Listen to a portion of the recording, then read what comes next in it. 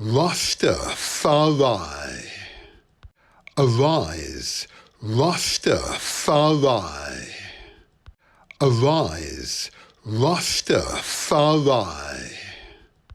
Arise, Rastafari. Arise, Rastafari.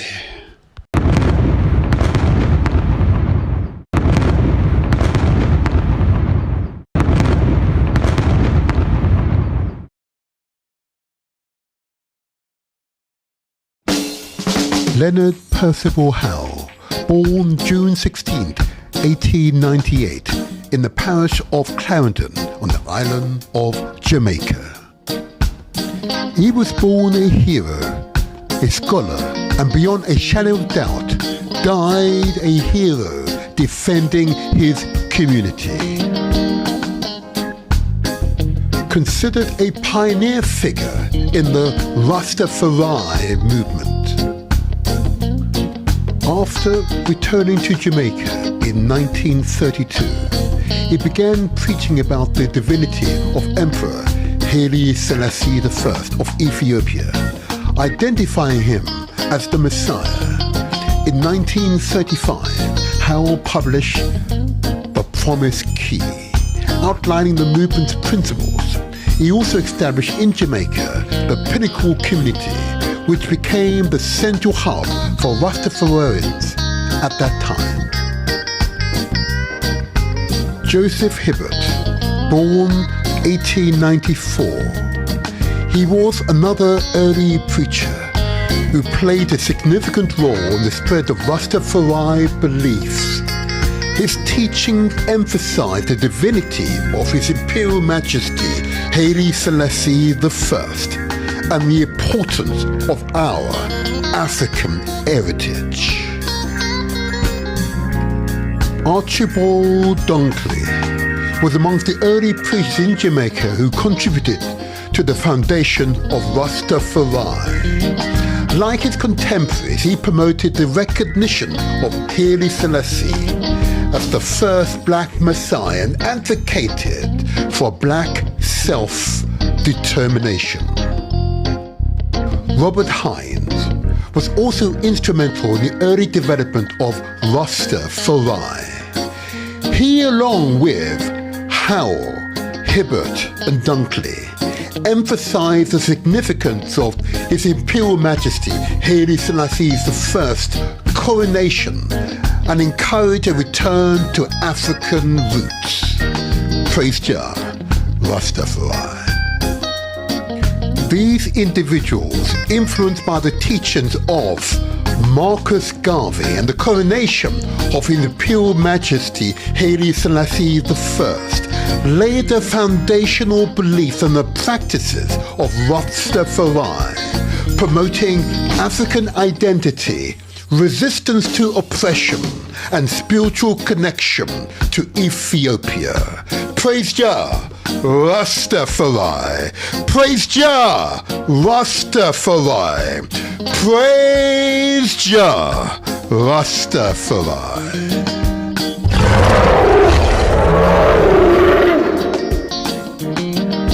The Rastafari movement is characterized by a decentralized, non-hierarchical organizational structure, reflecting its emphasis on individual spiritual autonomy and resistance to central authority. This approach is rooted in a deliberate effort to avoid replicating the hierarchical systems associated with Babylon, a term used by Rastas to describe oppressive societal structures. Rastafari does not possess a formal centralized organization or singular leadership. Instead, it comprises a network of individuals and groups known as houses or mansions. This reticulates or web-like structure allows for a diverse range of beliefs and practices within the movement, fostering a sense of community whilst preserving individual autonomy. The mansions of Rastafari. The three most prominent mansions include the House of Nyabinghi, considered one of the oldest and most traditional Rastafari orders. The Nyabinghi emphasized the worship of His Imperial Majesty Haile Selassie I as the living God and the importance of African repatriation. They are known for their drumming and chanting ceremonies, which plays a central role in their spiritual practice. The Mansion of Bobo Ashanti. Founded in the 1950s, the Bobo Ashanti adhere to a strict interpretation of Rastafari principles, including the observance of Old Testament laws and the separation from mainstream societies. Members are identifiable by their distinctive turbans and robes, symbolizing purity and priesthood.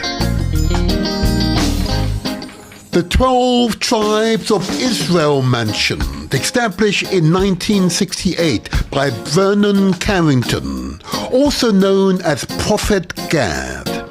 This mansion organizes its members according to the 12 sons of Jacob from the Bible. The 12 tribes are noted for their more liberal and individualistic approach, allowing for a broader interpretation of Rastafari beliefs.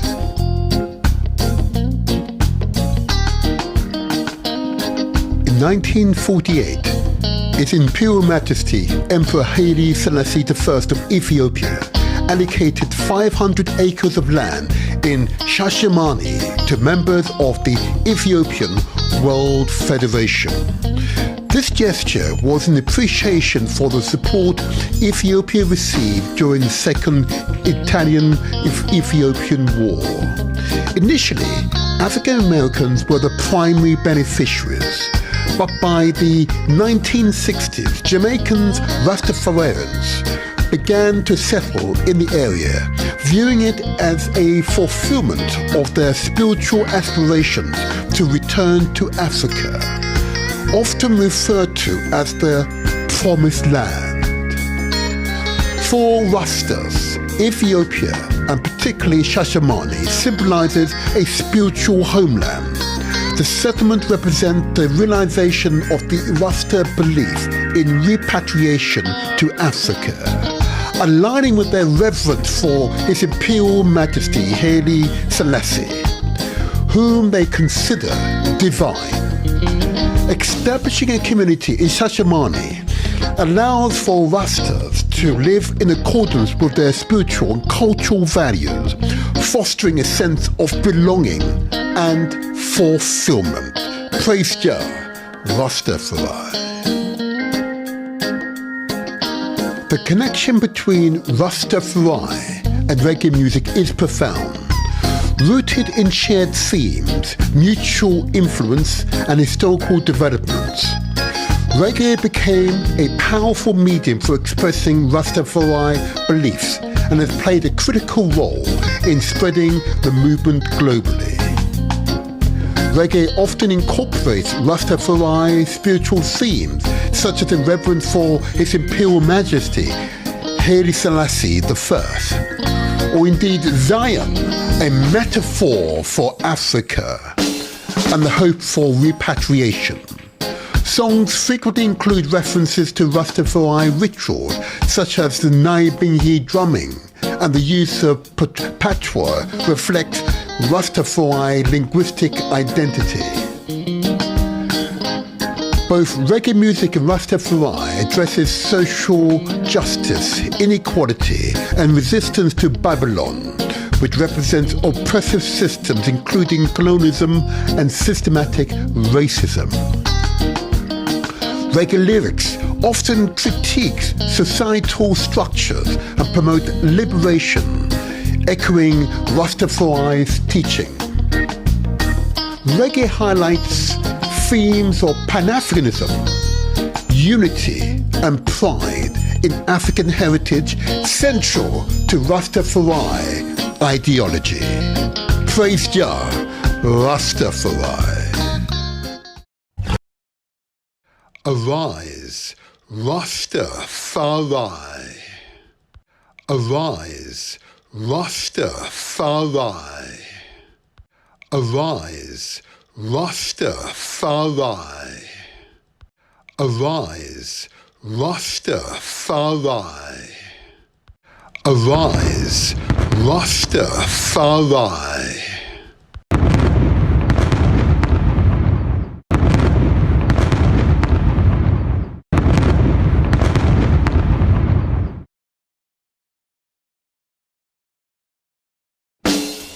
Leonard Percival Howe, born June 16, 1898, in the parish of Clarendon on the island of Jamaica.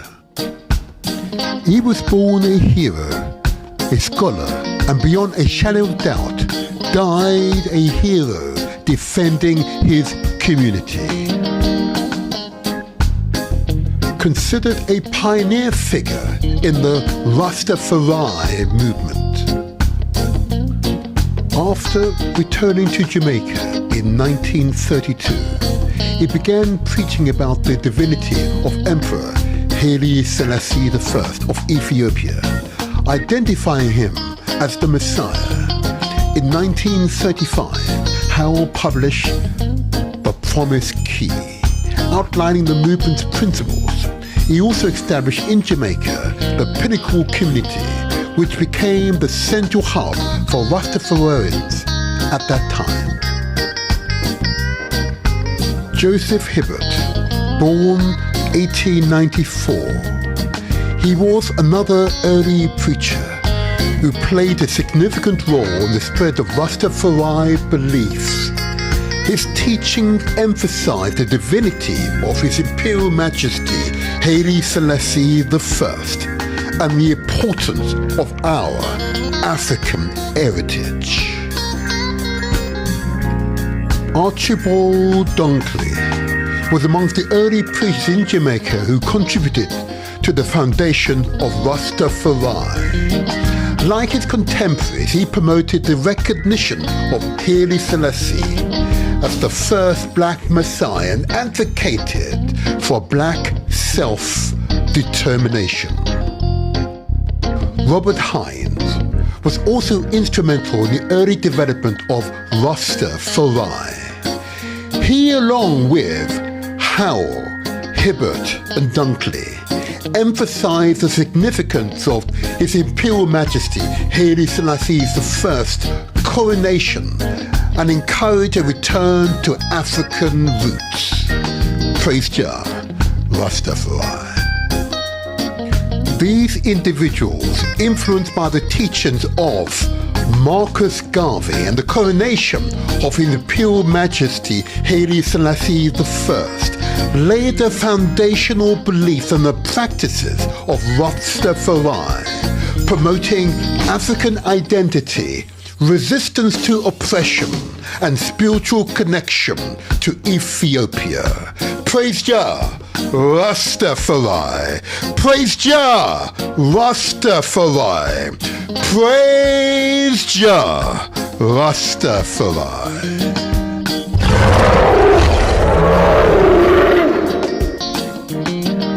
The Rastafari movement is characterized by a decentralized, non-hierarchical organizational structure, reflecting its emphasis on individual spiritual autonomy and resistance to central authority. This approach is rooted in a deliberate effort to avoid replicating the hierarchical systems associated with Babylon, a term used by Rastas to describe oppressive societal structures. Rastafari does not possess a formal centralized organization or singular leadership. Instead, it comprises a network of individuals and groups known as houses or mansions. This reticulates or web-like structure allows for a diverse range of beliefs and practices within the movement, fostering a sense of community whilst preserving individual autonomy. The mansions of Rastafari. The three most prominent mansions include the House of Nyabingi, considered one of the oldest and most traditional Rastafari orders. The Nyabingi emphasized the worship of His Imperial Majesty Haile Selassie I as the living God, and the importance of African repatriation. They are known for their drumming and chanting ceremonies, which plays a central role in their spiritual practice. The Mansion of Bobo Ashanti. Founded in the 1950s, the Bobo Ashanti adhere to a strict interpretation of Rastafari principles, including the observance of Old Testament laws and the separation from mainstream societies. Members are identifiable by their distinctive turbans and robes, symbolizing purity and priesthood.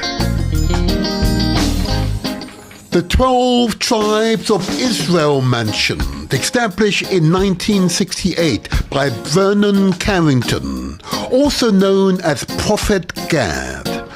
This mansion organizes its members according to the 12 sons of Jacob from the Bible. The 12 tribes are noted for their more liberal and individualistic approach, allowing for a broader interpretation of Rastafari beliefs.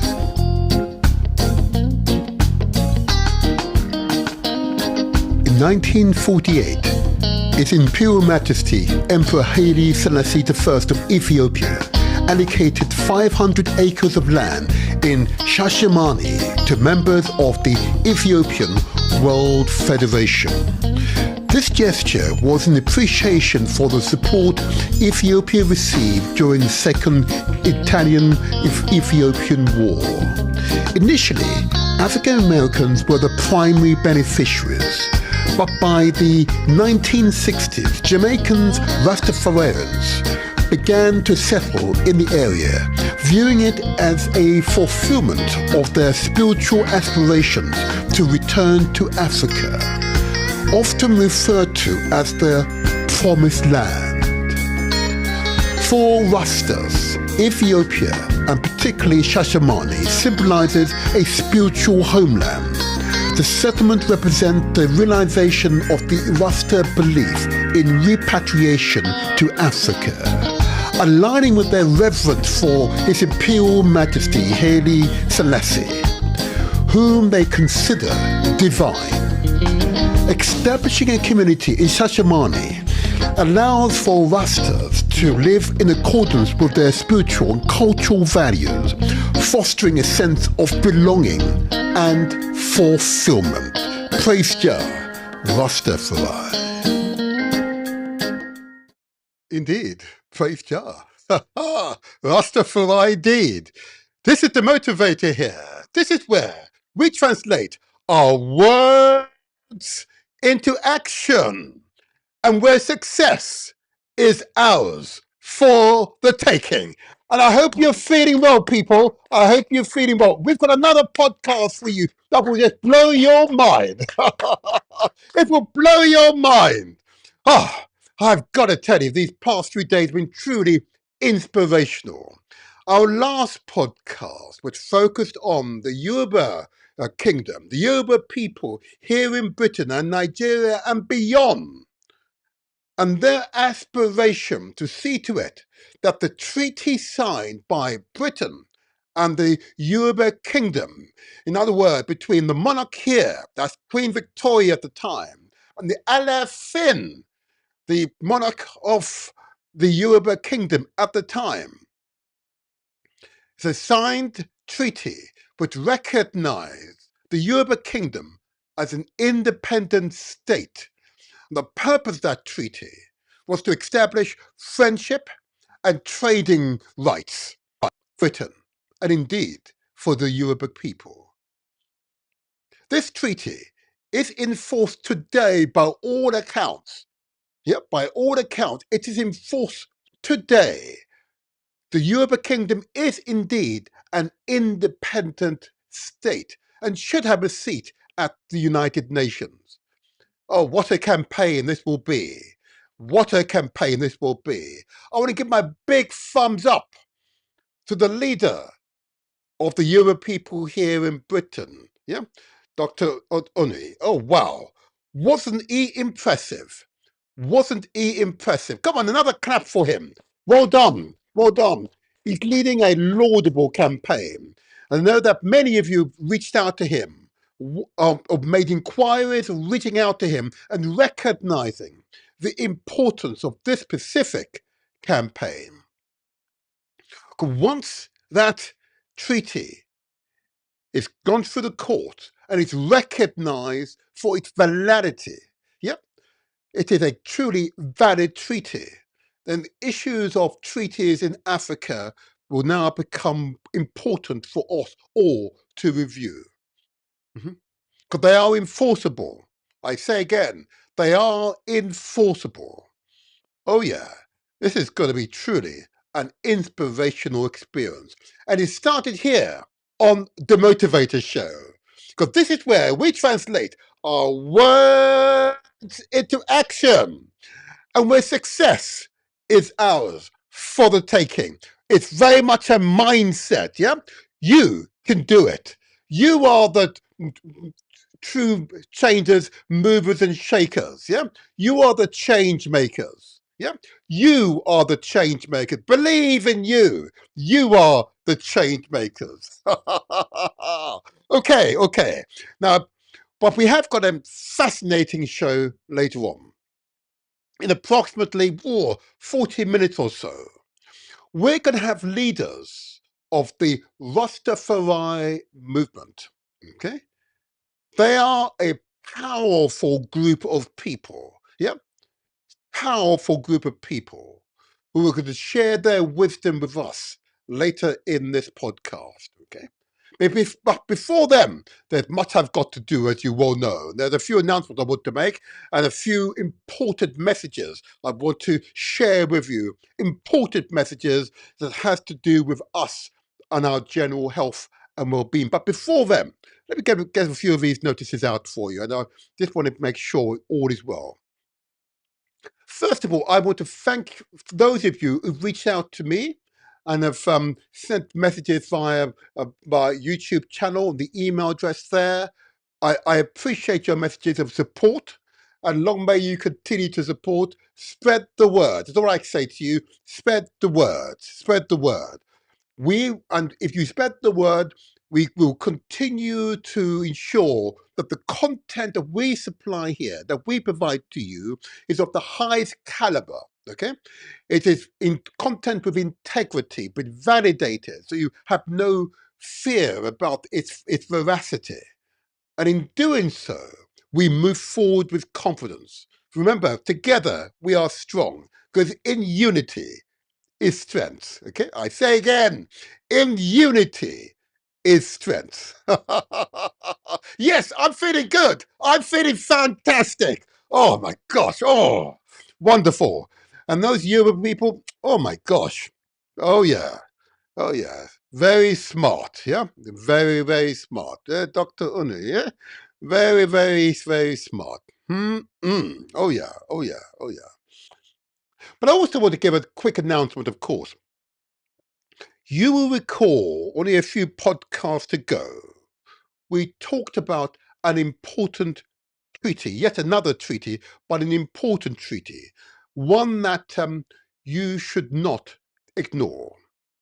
And this treaty, of course, what it seeks to do is to bring together those people from the diaspora, yeah, particularly the historic diaspora, okay, under a single leadership, so that we together can, through our shared numbers and force of will, intellect and resources, can ensure that Africa will grow, Africa will thrive. Yeah.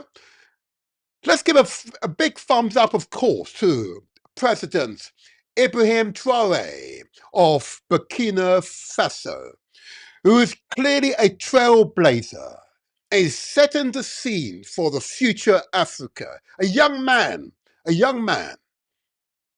but a proud man, the land of the upright men, the incorruptible men, is demonstrating what real leadership looks like.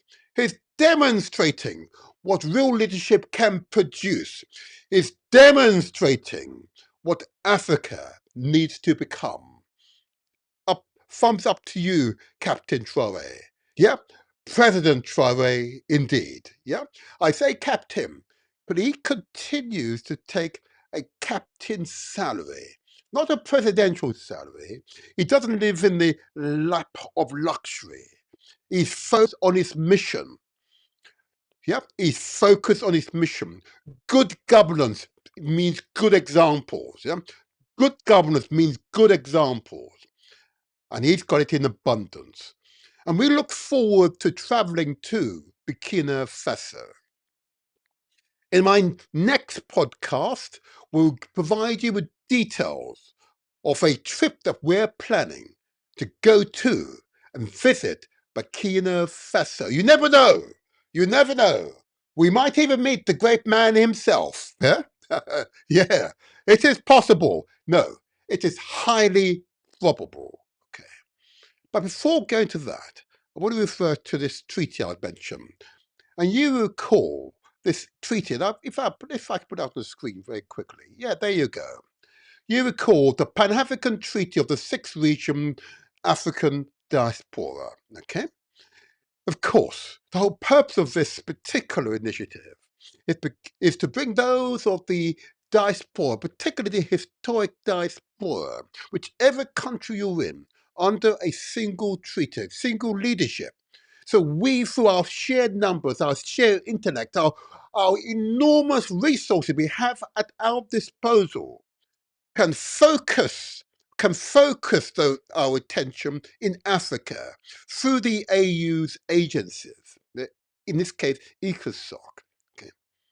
So, if you wish to be a part of that movement, and I've met hundreds of you these past few days, indeed, hundreds of you, and I'm grateful for those of you who turned up to our meetings, yeah, to discuss and to focus this specific initiative. So reach out to them to obtain a copy of the treaty. Sign up and become a part of that international movement. So the email address to obtain a copy of the treaty so you can sign and become a part of it. So it's the Pan-African Treaty of the African Diaspora without the A at the end. Don't ask me why it's missing. Okay, I've asked it so often. It's there on the screen, Pan-African Treaty and African Diaspora. POR at the end, at gmail.com. I commend this initiative to you. I repeat, I commend this initiative to you. And what I will do in the re-edited version of this podcast is put a link to the treaty and indeed include the email address so you can review and become a part of this important movement. It is not political. It is a social movement. I say again, it's not political. It is a social movement. For the very first time, we've been given the opportunity to become a part of a much wider entity. Yep. There's very little demand made of you. What we require is the numbers, the hundreds of thousands, indeed, tens of millions of us, indeed more than the hundreds of millions of us. We need to be a part of this campaign. Get yourself signed up to the treaty so together we can all make the difference. Praise be. Long may you do so. Long may you do so. I'll put it up on the screen. Yep, I'll put it up on the screen again for those of you a bit slow. There you are. The Pan-African Treaty of the Sixth Region African Diaspora. The email address is Pan-African Treaty African Diaspora, SPOR at gmail.com. All right, there you are. This is a good campaign for a good purpose. This will benefit our children's children. I emphasize, will benefit our children's children. Yeah, oh yeah. Let's be a part of it. Be a part of it. Yep, be a part of it. All right. Another announcement for you. I want to get this one really moving at a pace. Okay. There is a course many of you will understand this particular now. And so this one, you recall a podcast we did only a little while ago. And that's, of course, focused on FGM, female genital mutilation. Yes, it's still happening. It's still happening. Okay? In too many countries, particularly in Africa, yeah, too many countries, it's happening there. The women are suffering. I repeat, the women are suffering. Our women are suffering in silence often. It is my intention to get the men in this podcast so we have a honest discussion. But I want you to commend the current mayor of Southwark here in London, Councillor Naima Ali, a very special human being. Okay, a very special human being. Bravely to become FTM ambassador. She is a survivor. Yeah, but she lives with the consequences of being mutilated. Just like millions of women live with the consequences of being mutilated for reasons of so-called piety and purity. My gosh. I'm assuring you, men, I want to speak to the men now. If you speak to your wives, to the women around you, okay, who have gone through this process, particularly if they can remember the actual process, I'm assuring you, you'll be shocked to learn of their experiences. I know someone's told you shouldn't talk about it. Yeah. I'm assuring you, we must and we should discuss this subject, okay? This is not taboo. Because the impact it's having on women, it is, I'm afraid, it's beyond the pale. Beyond the pale. So I want to commend Councillor Naima Ali. She is the current Mayor of Southwark. She started up an organisation called Unshackled Duma. Okay, it's there on the screen. Unshackled Duma is a Southwark-based organisation that empowers women and girls, particularly from Black, Asian and other minority groups and of course Muslim communities. The organisation focuses on promoting self-empowerment, autonomy and advocacy with a strong emphasis on combating female genital mutilation, or FGM. It raises awareness about FGM's harmful effects and supports survivors and works towards eradicating the practice. This is a worthy organisation. Reach out to them. Give them your support. The email address, it's unshackledduma, unshackledduma, followed by digit 2. I'll spell it for you. UNSHACKLED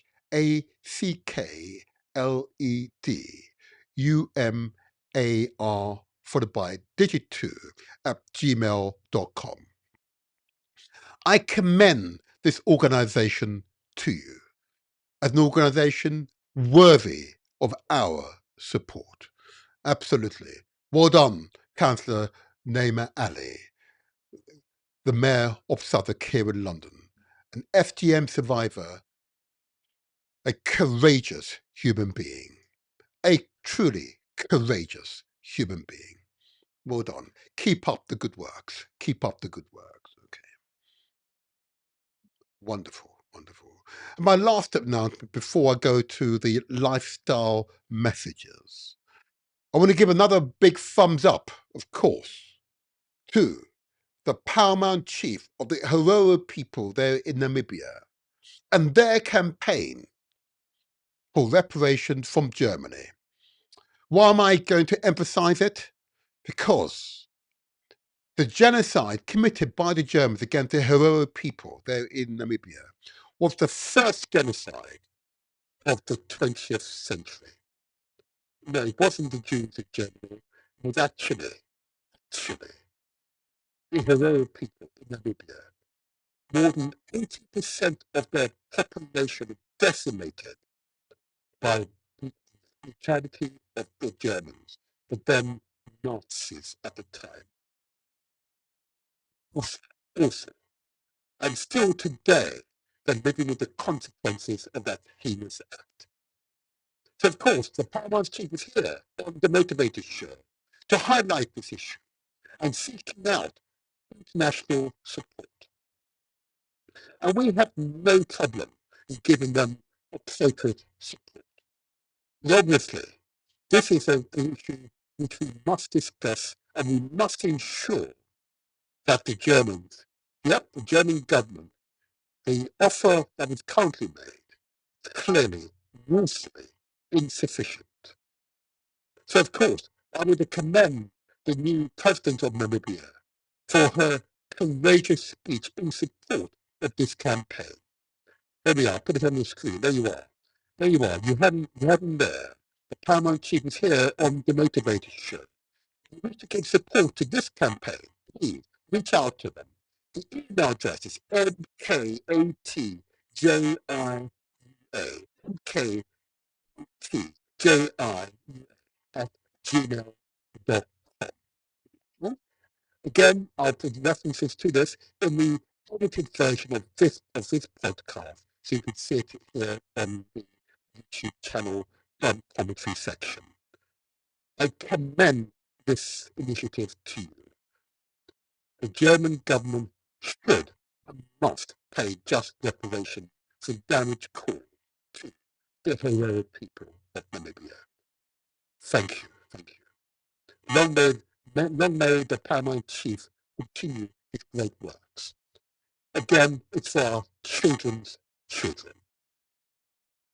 Okay, that's the announcement for now. There are a few others I will get to later on. But for now, those are the announcements. I now need to move to the next section of this podcast. Familiar section to many of you. It's familiar because it's personal to you. Okay? This is your health and well-being, which is significantly affected by your lifestyle, what you do, consciously, unconsciously, to support your general health and well-being. It's your actions that are a powerful component here. I do this by the official figures, and particularly if you have African heritage, black if you like. You're living here in Britain and Europe, or in the Caribbean and the Americas, We're overrepresented, when it comes to diabetes or high blood pressure. We are overrepresented in mental health scenes. We are overrepresented when it comes to people with obesity or fatness, which then has significant impact on your general health and well-being. We are overrepresented. And here in Britain, the majority of our women are overweight, with all the accompanying impact it has on their general health and well-being. Overweight, heavier than a man at their height. Heavier than a man at that height. And some of them carry it for years and years. And suddenly you fall off a cliff with a whole series of illnesses. Many have had many serious illnesses. And still, so we need to help, not shame. We need to help those, particularly those who are overweight now. We need to help you to get your weight to a level that your body can actually sustain. I see it too often. Far too many people are dying long before their time. Long before their time. So these messages are really for you. These messages are for you. And for those of you who are on the cusp, as it were, okay, are still not paying attention to your health and general well-being, okay, remember, professional help is always available. Professional health is always available. So here we are. I want you to watch this short video. It's a short video, but I need you to pay attention, not to me, but to the professor.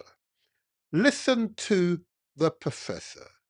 Listen to his health advice. He's devoted his life to supporting our general health and well-being.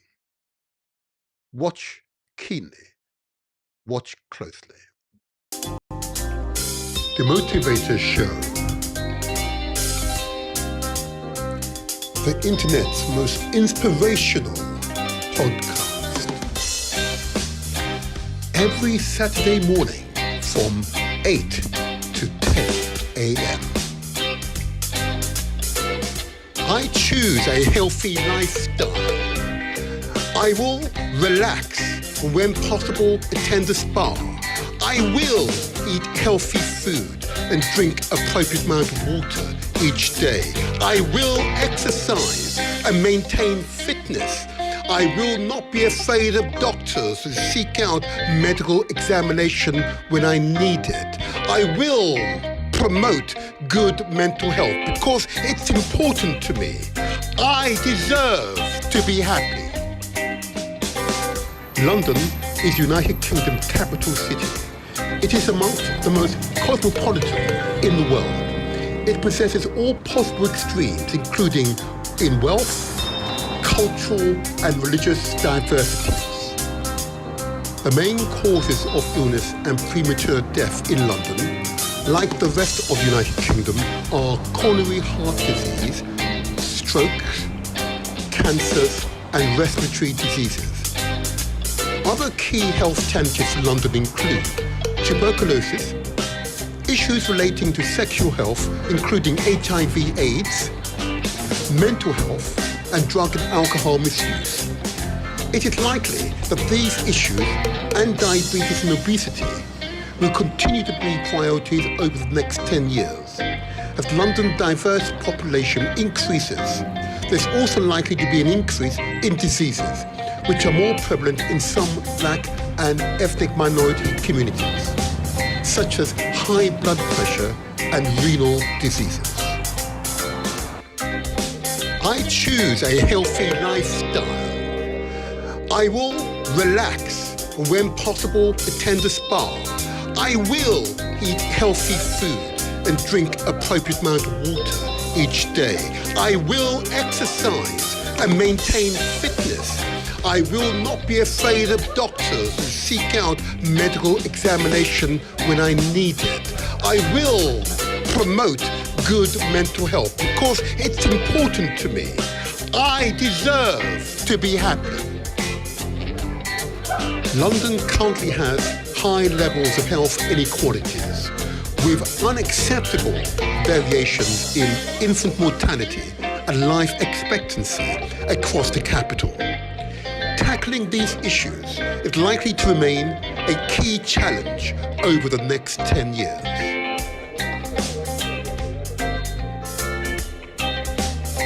London is United Kingdom capital city. It is amongst the most cosmopolitan in the world. It possesses all possible extremes, including in wealth, cultural and religious diversities. The causes of health inequalities are similar to those that determine health in general, including, for example, housing conditions, employment opportunities, environmental factors such as pollution, the amount of exercise undertaken, one's diet and smoking, and access to health services. I choose a healthy lifestyle. I will relax and when possible attend a spa. I will eat healthy food and drink appropriate amount of water each day. I will exercise and maintain fitness. I will not be afraid of doctors and seek out medical examination when I need it. I will promote good mental health because it's important to me. I deserve to be happy. Public health priorities. Life expectancy is stalling and health inequalities are widening. After a century of increases, the decades prior to COVID-19 pandemic saw improvement in life expectancy amongst the UK population stall. For some, these improvements went into reverse, Between 2010 and 2012 and 2016 and 2018, life expectancy among women living in the most deprived 10% of areas of England fell, with the largest increases in the northeast. The diseases now most prevalent within the communities include diabetes, high blood pressure, heart conditions, cardiovascular diseases, lung diseases, cancer, and obesity.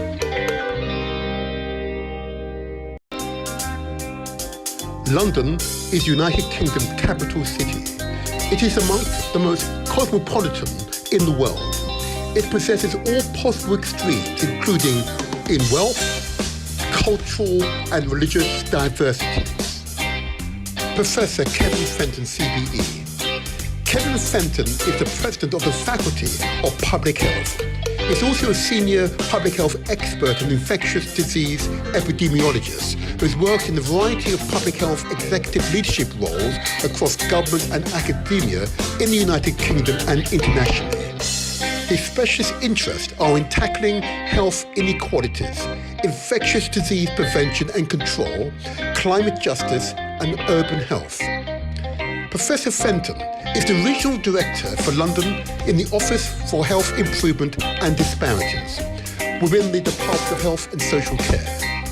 Within this role, he's also the Statutory Public Health Advisor to the Mayor of London and the Greater London Authority, and the Regional Director of Public Health for NHS London. He is also the Government Chief Advisor on HIV and Chair of the HIV Action Plan Implementation Steering Group for England. Professor Kevin Fenton says, I'm a public health director. Here are 5 things you can do to improve your health. 1. Mindful and balanced eating. Nourish wisely. Eat whole, balanced meals with awareness to support energy and well-being.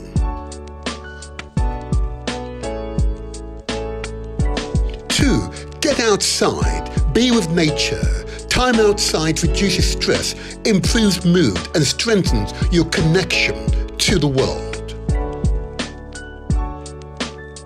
3. Stay curious, stay engaged, explore new interests, keep your mind sharp, build social contacts, and boost your happiness. 4. Get active, move it or lose it. Move daily, lift weight, and do cardio. Exercise, improve physical, mental, mood, and energy. 5. Prioritize rest and sleep. Disconnect, rest. Quality sleep supports mental clarity, emotional balance, and overall health.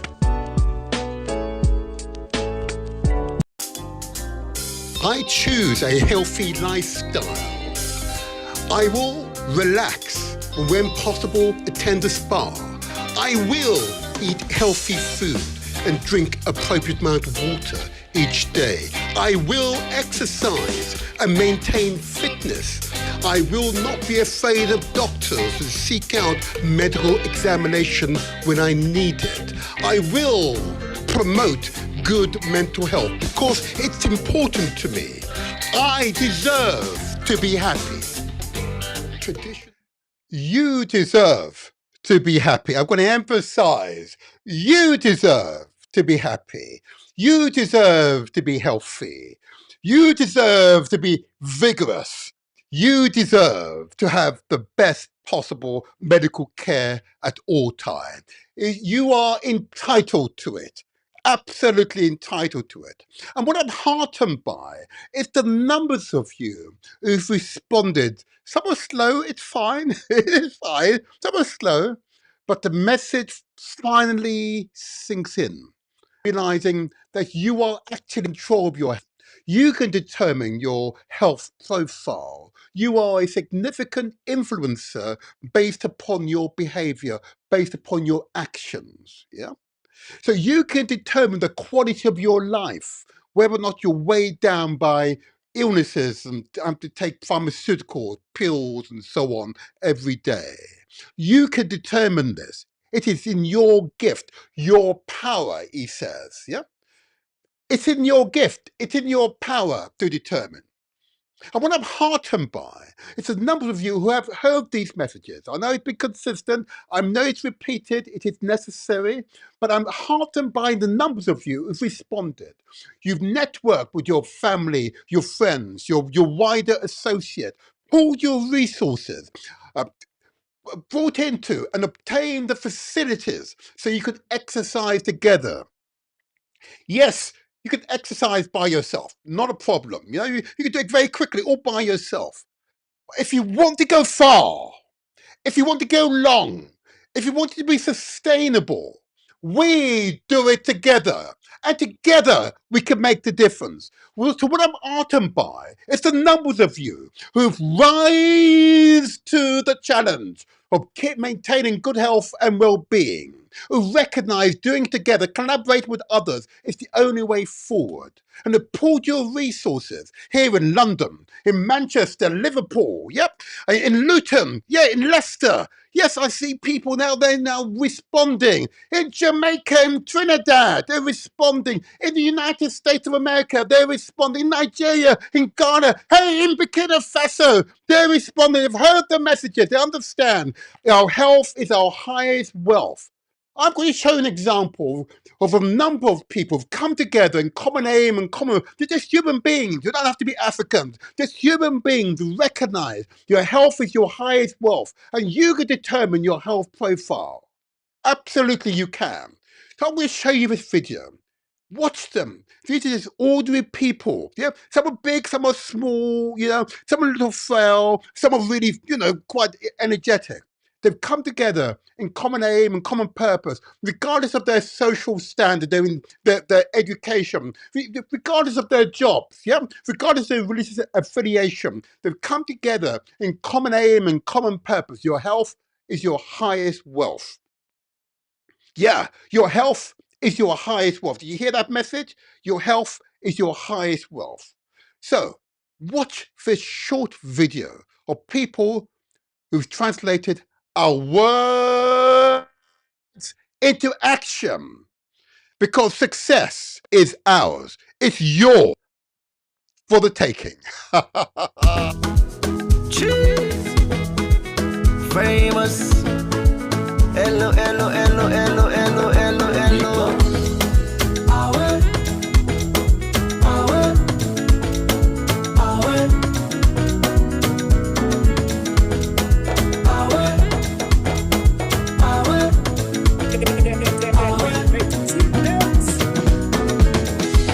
You get one life on leave, me self get one life on leave. Why we no go use am gladdy and enjoy the time? Palava no dey finish, time me no dey wait nobody. Now why I dey try for always get am nice every day and night? This one way we all friend we safe, now nobody own. You want to eat with you much, we go down you belly, now you young. See them exercising, these ordinary people come together in common aim and common purpose. Your health is your highest wealth. You can have those coins, you can have those paper money in your pocket. You don't have good health, well, it means nothing. Some of these people are big, but they're working at it. They understand. Working together is the only way forward for consistency. But they're enjoying themselves. This is style. Oh yeah. Look at that.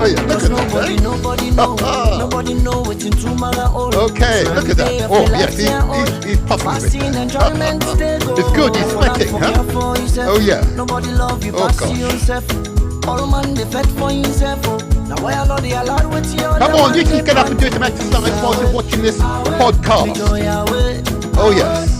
Come on now, get up and do some exercise while you're watching this podcast. Look, they've even got their children there with them. And the children are trying. There's a little boy there, huh? Oh yeah. See? regardless of your religious affiliation. Together, common aim, common purpose. No to money, no to gently.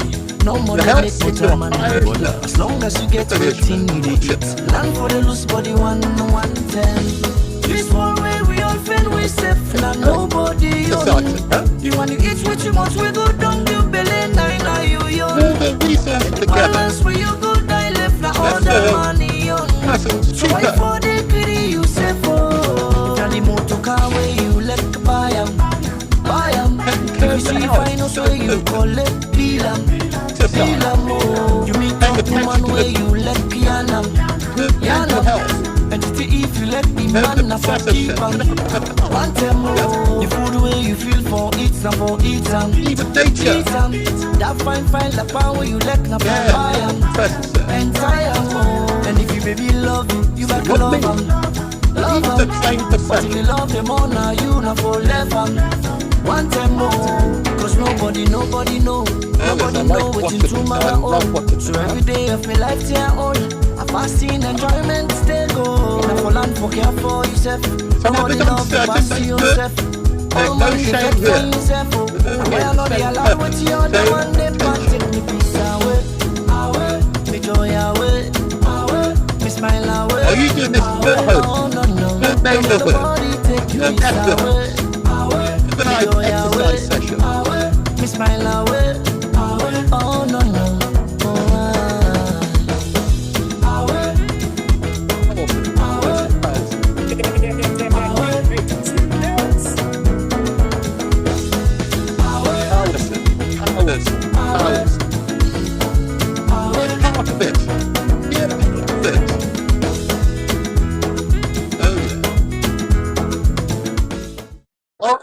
Yeah, I love watching them.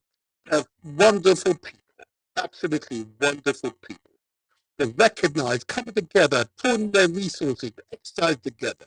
It's the way to consistency exercise. Why? Because you're the encouragement of those around you. And when you see the little snow, hold their hands and they'll help you to get back up again and keep exercising. Your body needs to exercise, good food, good mental outlook, yeah? A proper amount of water, good nutrient, good nutritional intake is so critical. Yeah? But at least you have some defense against all these maladies. You have some defense. But you're not doing any of it. But you're wide open to any malady that might be around. Okay? You are the change makers. You are the change makers. There you are. I said, should I? And thanks for those. I can see the responses coming in. Well done. Keep it up. It's so important that these are not, you're not simply passively receiving information, you're acting upon the information. If in doubt, please speak to a professional, okay? Yeah, that's what I've been able to do. Speak to those professionals, listen to their advice, and then share the information. Thumbs up to you.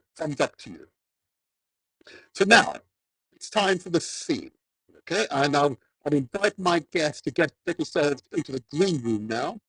This is going to be a particularly special podcast. This podcast is devoted to so we can heighten our understanding of what is to be a member of the Rasta communities. Okay? Rasta communities is one I'm very familiar with. Okay? Truly inspired human beings who wish to hang on to their identity, but more importantly, live by a set of values that you commend wherever you are in the world, whichever civilization, whatever communities, yeah, that's the communities will fit into. So they live by high civilization. Mm-hmm. By that I mean they maintain high moral values. That is their basis for their existence. But there's an element in it which really is devoted to looking at and ensuring these places of origins, in this case, my case it would be Africa, okay, are places that we connect with and affirm our identities, firm our identities. And I know that there are many of you out there who are unsure, particularly the African diaspora, the historic African diaspora, who are unsure of your identities, and therefore happy to name the counter identities because that's all you've ever known. We're like caged lions, powerful creatures, yeah? We're like eagles, enormous, majestic creatures, yeah? But caged. But the cage door is actually open wide. Far too many have stayed inside the cage and not sought your rightful place in humanity. Some people go find a book, or indeed go onto their computers and study their history, their culture and traditions, that which they may have lost. Some people do that. Others go to audiovisual methods like here on the social media platforms. You're viewing me via YouTube or Facebook or Mixcloud at the moment. And study those contributors, the content creators like myself. Another method. Others, of course, speak to their families and elders, wise ones within their families or communities, to seek out the truth about themselves. Can you imagine? More than 250 million Africans of the historic diaspora out there. An overwhelming majority of them are unaware of their true ancestry because of the brutality that they've suffered in past generations, become disconnected from their roots. Can you imagine? Can you imagine what that must feel like? And those of you who live in Africa cannot contemplate, cannot even imagine what that must be like. Those of you in China, can you imagine not knowing of your true ethnic heritage, your true history, and being stuck in maybe Britain or Germany or the United States of America even, and not knowing where you come from in China? Can you imagine if you're Japanese, if you're Indian, totally disconnected from your culture and tradition? Can you imagine how hollow, how desolate that would make you? Little wonder amongst the African diaspora, historically, their level of mental health is so high. Little wonder. But I say to many of you, we can and we are repairing. I want to commend a website to you, first of all, one I've used in the past. And that is one, it's called AfricanAncestry.com. You see it on the screen right now. So this particular service, as distinct from others, which try to determine you by the region that you come from. In this specific case, and this is an organization led by Africans, very much for Africans, okay, who've done the research and taken the genetic profiles of tens of thousands of ethnic groups right across the continent of Africa. Can you imagine? Tens of thousands. It's been lodged. So all you have to do is go to this website, order the kit, and they can tell you the people from whence you're most likely to be a ascendant from. Powerful. You can regain your identity through your genetic material, your very flesh, your very blood. You can regain your identity. At least you know where you come from. So if your mother or father, yeah, you can share that information with your children, your grandchildren, your nieces, your nephews, so they can regain their identity. They're not Janet and John, Peter and Paul. Yeah, they're not. Clearly, they're not. Evidently, they're not. I commend AfricanAncestry.com to you. I've shared with you my ancestry when I did it. From Benin, I come from. 99.999%, yeah?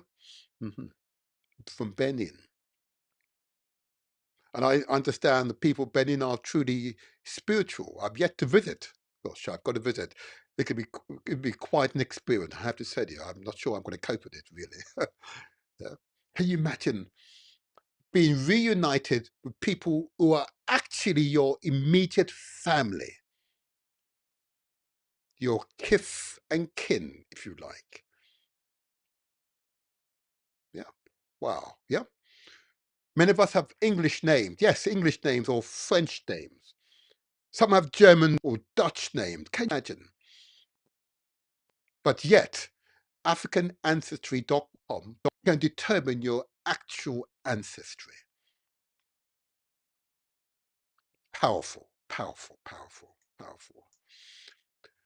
And I say all that as a prelude, because of course, to be a Rasta, okay, is you've made a conscious decision to reconnect with your ancestry. It is very much a way of life. There are clearly biblical connections, absolutely. But you've decided to reconnect with your roots. So you're no longer desolate. You're no longer overwhelmed by psychological dismay. Mhm. There are hundreds of millions of Africans out there who do not know their true roots, their true heritage. AfricanAncestry.com provides a route that you can use to reconnect with your ancestry. Which is why I've also been supporting, of course, the Pan-African Treaty of the Sixth Region African Diaspora. So that at least we are beginning to coalesce around a leadership, hundreds of millions of Africans worldwide. And if you wish to do that, again, the email address is on the screen, African Treaty, African Diaspora. In other words, there's no LDM, at gmail.com. It's there on the screen. I commend that initiative to you. I commend that initiative to you. Again, details will be in the re-edited version of this live transmission. It'll be there available to you to go forward and reconnect with your true selves. No, we're not Marty. We're not Paul. You know, we're not Debbie. We're not that. We're simply not that. We're not Marion. We're not Sadie's. We're not that. We're not that. We're not that. We're not Gilbert. We're not that. Yes. Yes. Or Sonia. We're not that. We're not Bernadette. We're not that. We're not that. We're not Ingrid. We're not that. Huh? We're not Patrick. We're not that. That is not us. That is not us. That's simply a feature of our more recent history to which reparations is necessary. But reparations begins with self. I repeat, reparations begins with taking the steps forward so you can achieve liberation of the mind. Yeah, okay? Reparations of the mind. Okay? Alrighty. So that's the prelim. We're going to discuss Rastafari shortly. But what I'm going to do, I'm going to play the intro video. I'm going to assist my guest to get into the studio. Then we get this show underway. So let's watch the intro video, which is taking a while to compile for you. And I know you will enjoy. You'll learn a great deal about Rastafari. Okay, here we go. Arise, Rastafari. Arise, Rastafari. Arise, Rastafari. Arise, Rastafari. Arise, Rastafari.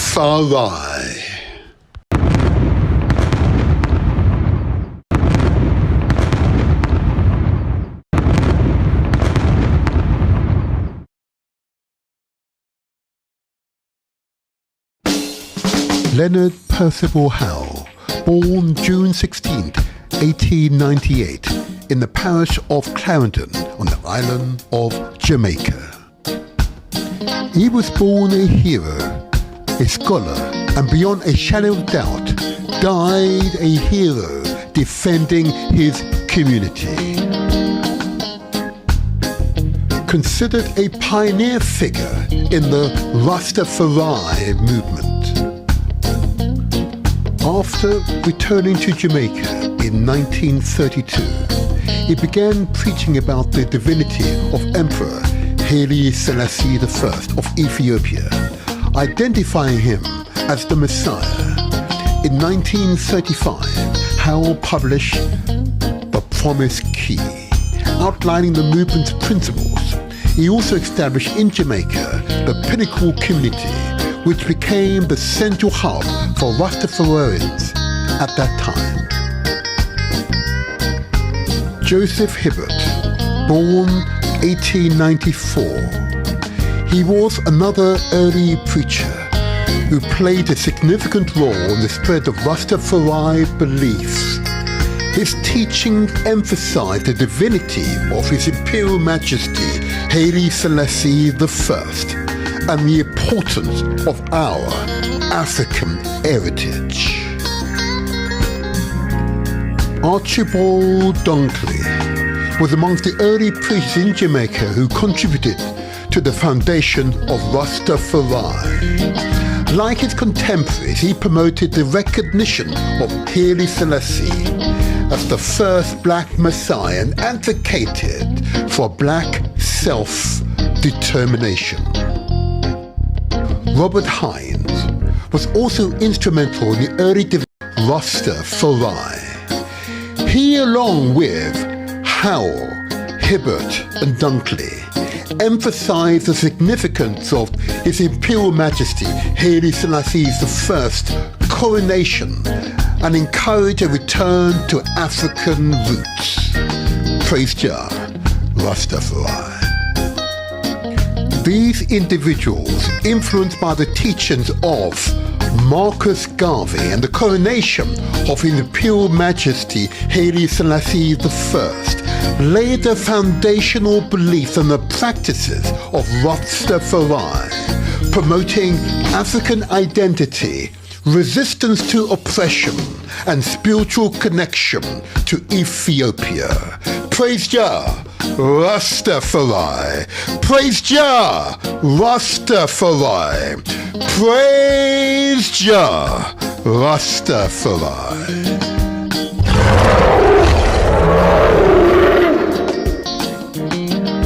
The Rastafari movement is characterized by a decentralized, non-hierarchical organizational structure, reflecting its emphasis on individual spiritual autonomy and resistance to central authority. This approach is rooted in a deliberate effort to avoid replicating the hierarchical systems associated with Babylon, a term used by Rastas to describe oppressive societal structures. Rastafari does not possess a formal centralized organization or singular leadership. Instead, it comprises a network of individuals and groups known as houses or mansions. This reticulates or web-like structure allows for a diverse range of beliefs and practices within the movement, fostering a sense of community whilst preserving individual autonomy. The mansions of Rastafari. The three most prominent mansions include the House of Nyabingi, considered one of the oldest and most traditional Rastafari orders. The Nyabingi emphasized the worship of His Imperial Majesty Haile Selassie I as the living God and the importance of African repatriation. They are known for their drumming and chanting ceremonies, which plays a central role in their spiritual practice. the mansion of Bobo Ashanti. Founded in the 1950s, the Bobo Ashanti adhere to a strict interpretation of Rastafari principles, including the observance of Old Testament laws and the separation from mainstream societies. Members are identifiable by their distinctive turbans and robes, symbolizing purity and priesthood. The 12 Tribes of Israel Mansion, established in 1968 by Vernon Carrington, also known as Prophet Gad. This mansion organizes its members according to the 12 sons of Jacob from the Bible. The 12 tribes are noted for their more liberal and individualistic approach, allowing for a broader interpretation of Rastafari beliefs.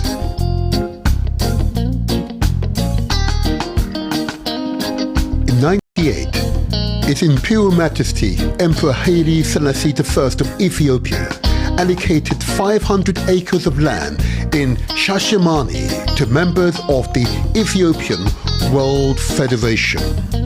This gesture was an appreciation for the support Ethiopia received during the Second Italian-Ethiopian War. Initially, African Americans were the primary beneficiaries, but by the 1960s, Jamaicans Rastafarians began to settle in the area, viewing it as a fulfillment of their spiritual aspirations to return to Africa, often referred to as the Promised Land. For Rastas, Ethiopia, and particularly Shashamane, symbolizes a spiritual homeland. The settlement represents the realization of the Rasta belief in repatriation to Africa, aligning with their reverence for His Imperial Majesty Haile Selassie, whom they consider divine. Establishing a community in Shashamane allows for Rastas to live in accordance with their spiritual and cultural values, fostering a sense of belonging and fulfillment. Praise Jah, Rastafari. The connection between Rastafari and reggae music is profound, rooted in shared themes, mutual influence, and historical developments. Reggae became a powerful medium for expressing Rastafari beliefs and has played a critical role in spreading the movement globally. Reggae often incorporates Rastafari spiritual themes, such as the reverence for His Imperial Majesty Selassie I, or indeed Zion, a metaphor for Africa and the hope for repatriation. Songs frequently include references to Rastafari rituals, such as the Naibingi drumming, and the use of patois reflects Rastafari linguistic identity. Both reggae music and Rastafari addresses social justice, inequality, and resistance to Babylon, which represents oppressive systems including colonialism and systematic racism. Reggae lyrics often critique societal structures and promote liberation, echoing Rastafari's teaching. Reggae highlights themes of Pan-Africanism, unity and pride in African heritage, central to Rastafari ideology. Arise, Rastafari. Arise, Rastafari. Arise, Rastafari. Arise, Rastafari.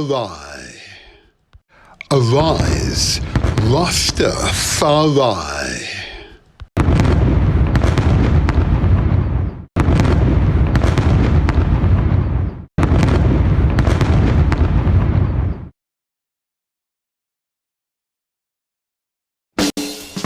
Leonard Percival Howe born June 16, 1898, in the parish of Clarendon on the island of Jamaica. He was born a hero, a scholar, and beyond a shadow of doubt, died a hero defending his community. Considered a pioneer figure in the Rastafari movement. After returning to Jamaica in 1932, he began preaching about the divinity of Emperor Haile Selassie I of Ethiopia, identifying him as the Messiah. In 1935, Howell published The Promise Key, outlining the movement's principles. He also established in Jamaica the Pinnacle Community, which became the central hub for Rastafarians at that time. Joseph Hibbert, born 1894. He was another early preacher who played a significant role in the spread of Rastafari beliefs. His teachings emphasized the divinity of His Imperial Majesty Haile Selassie I and the importance of our African heritage. Archibald Dunkley was amongst the early preachers in Jamaica who contributed to the foundation of Rastafari. Like his contemporaries, he promoted the recognition of as the first black Messiah and advocated for black self-determination. Robert Hines was also instrumental in the early development of Rastafari. He, along with Howell, Hibbert and Dunkley, emphasized the significance of His Imperial Majesty Haile Selassie I's coronation and encouraged a return to African roots. Praise Jah, Rastafari. These individuals, influenced by the teachings of Marcus Garvey and the coronation of His Imperial Majesty Haile Selassie I, laid the foundational beliefs and the practices of Rastafari, promoting African identity, resistance to oppression, and spiritual connection to Ethiopia. Praise Jah, Rastafari. Praise Jah, Rastafari. Praise Jah, Rastafari.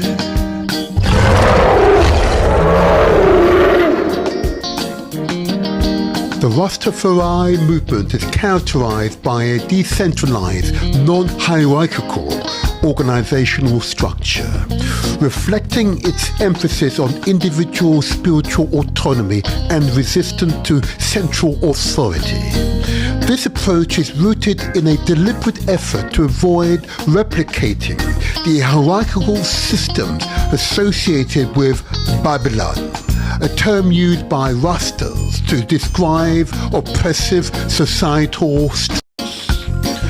Rastafari does not possess a formal centralized organization or singular leadership.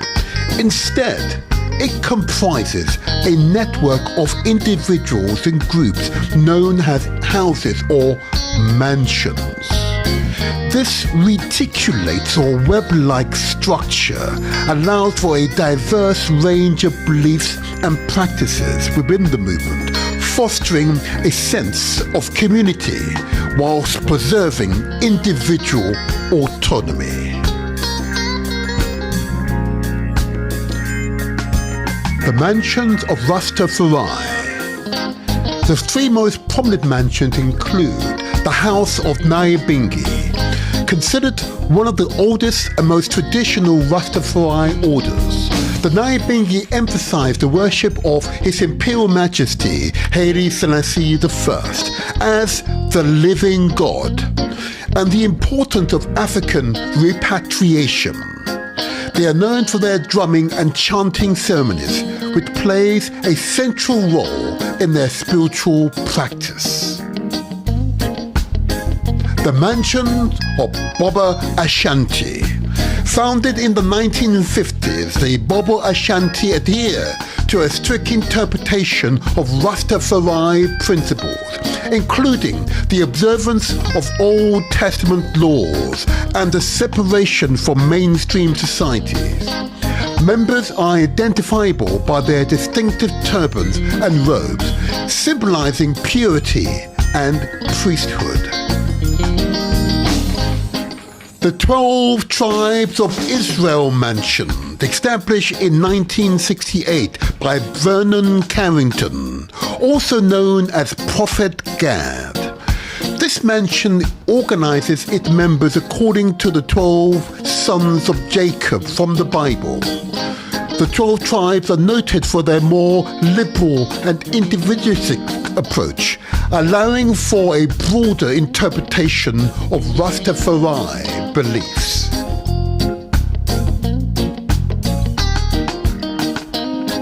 In 1948, His Imperial Majesty Emperor Haile Selassie I of Ethiopia allocated 500 acres of land in Shashamane to members of the Ethiopian World Federation.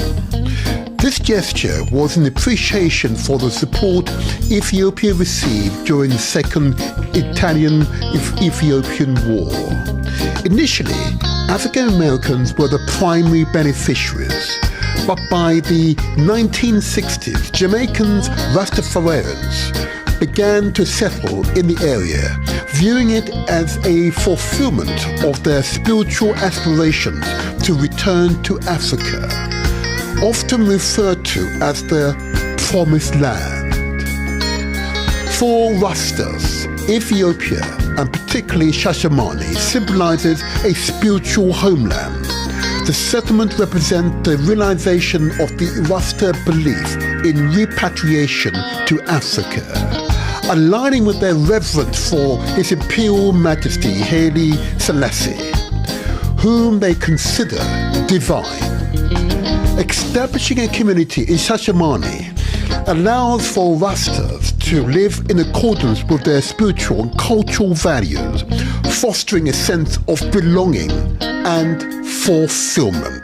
Praise Jah, Rastafari. The connection between Rastafari and music is profound, rooted in shared themes, mutual influence, and historical developments. Reggae became a powerful medium for expressing Rastafari beliefs and has played a critical role in spreading the movement globally. Reggae often incorporates Rastafari spiritual themes, such as the reverence for His Imperial Majesty Haile Selassie I, or indeed Zion, a metaphor for Africa and the hope for repatriation. Songs frequently include references to Rastafari rituals, such as the Naibingi drumming, and the use of patois reflects Rastafari linguistic identity. Both reggae music and Rastafari addresses social justice, inequality, and resistance to Babylon, which represents oppressive systems including colonialism and systematic racism.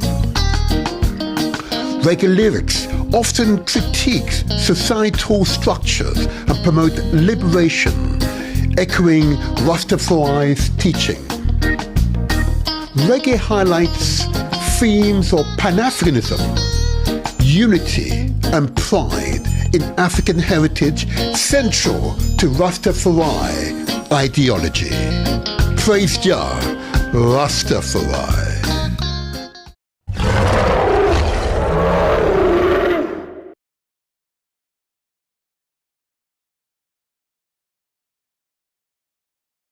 Arise, Rastafari.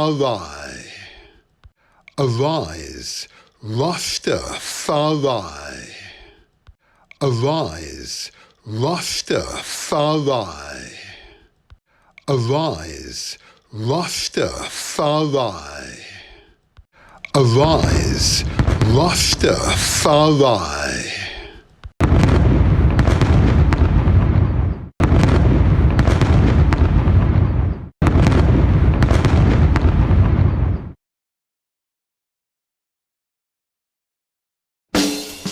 Leonard Percival Howe, born June 16, 1898, in the parish of Clarendon on the island of Jamaica. He was born a hero, a scholar, and beyond a shadow of doubt, died a hero defending his community. Considered a pioneer figure in the Rastafari movement. After returning to Jamaica in 1932, he began preaching about the divinity of Emperor Haile Selassie I of Ethiopia, identifying him as the Messiah. In 1935, Howe published The Promise Key, outlining the movement's principles. He also established in Jamaica a pinnacle community, which became the central hub for Rastafarians at that time. Joseph Hibbert, born 1894. He was another early preacher who played a significant role in the spread of Rastafari beliefs. His teachings emphasized the divinity of His Imperial Majesty Haile Selassie I and the importance of our African heritage.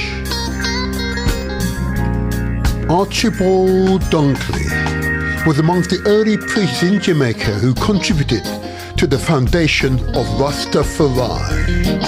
Like his contemporaries, he promoted the recognition of Haile Selassie as the first black Messiah and advocated for black self-determination. Robert Hines was also instrumental in the early development of Rastafari. He, along with Howe, Hibbert and Dunkley, emphasized the significance of His Imperial Majesty Haile Selassie I coronation and encouraged a return to African roots. Praise Jah, Rastafari. These individuals, influenced by the teachings of Marcus Garvey and the coronation of His Imperial Majesty Haile Selassie I, laid the foundational beliefs and the practices of Rastafari, promoting African identity, resistance to oppression, and spiritual connection to Ethiopia. Praise Jah, Rastafari. Praise Jah, Rastafari. Praise Jah, Rastafari.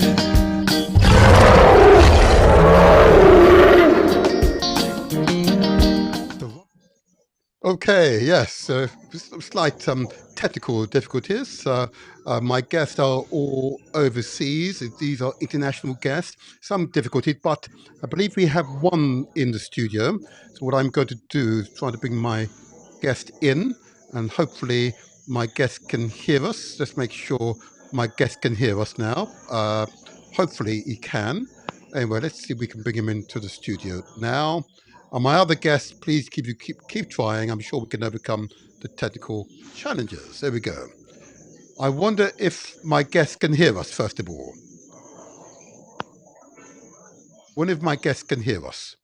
Oh, we've got another guest in now. Let's see if we can bring this other guest in as well. Let's see if we can bring my other guest in. Let's see. And that's why. This is live. The edited version will be slightly different to this, but here we go. Bring my other guest in. I may have them both in now. Good. We're getting there. We're getting there now. Let's making sure. Oh, can I? Oh, good. Are we getting there? Now, my lord. My lord, yes, I can hear you. I can hear you well. Majesty, my priest, my king. Oh, good. I believe I can hear Priest Forrester. Yes, Majesty, my king. Blessed. And I believe we can. I can also hear Russ Paulus as well. Russ Paulus, can you hear us? I can hear you loud and clear. Can you hear me? Wonderful. We're just one short.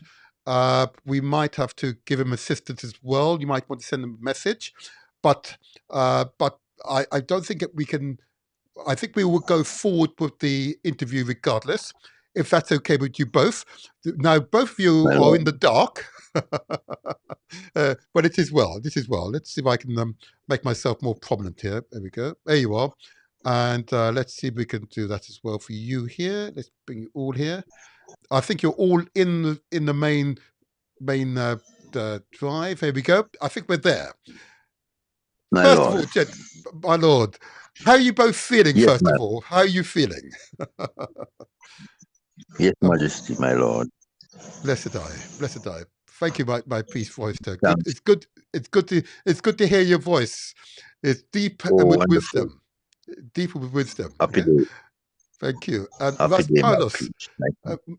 Raspalos, how are you? How are you right now? How are you,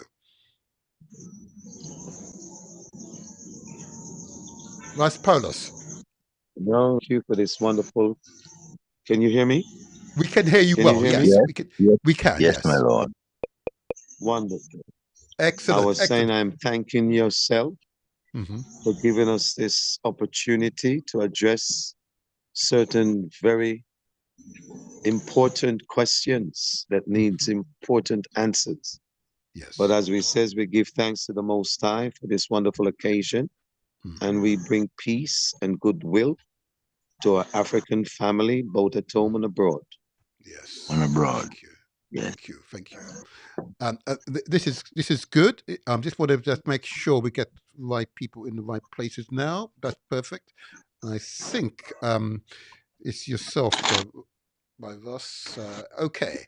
In that case, and whilst I'm doing this, I'm going to ask my first question because this is going to be really important. There we go. To get this right, and I think we just want to adjust the camera. And let me start with you, if I may, Priest Forrester. Let me start with you. I My think. lord. Yes. Yes, Let me my start lord. with you. Thank you. Now, Thank you. it is good that you and I are speaking directly.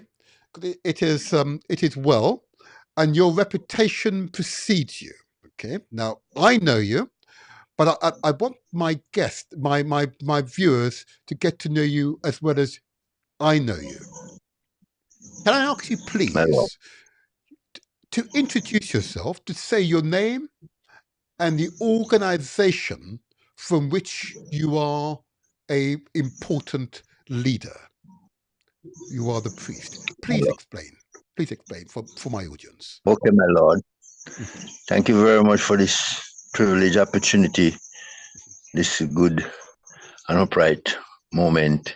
Mhm. My name is Honorable Priest Linton Forrester, Mhm. and I'm a member of the Ethiopia Africa Black International Congress Church of True Divine Salvation as a member from 1973.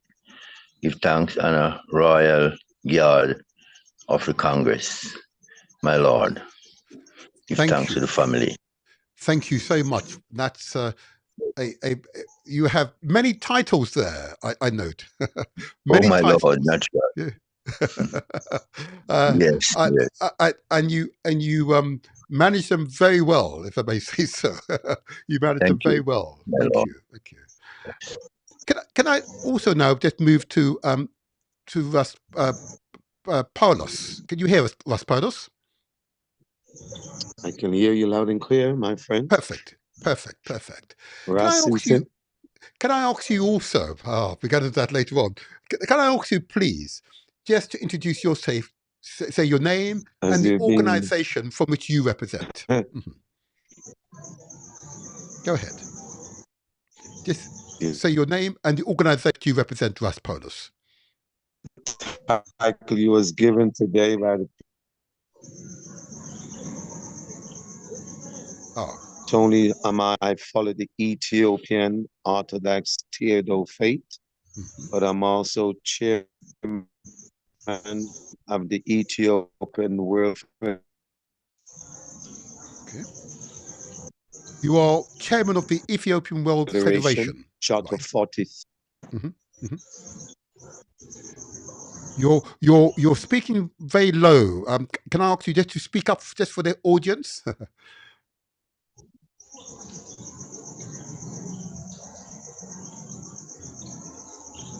Yes, Raspolos. Raspolos, can you hear us still?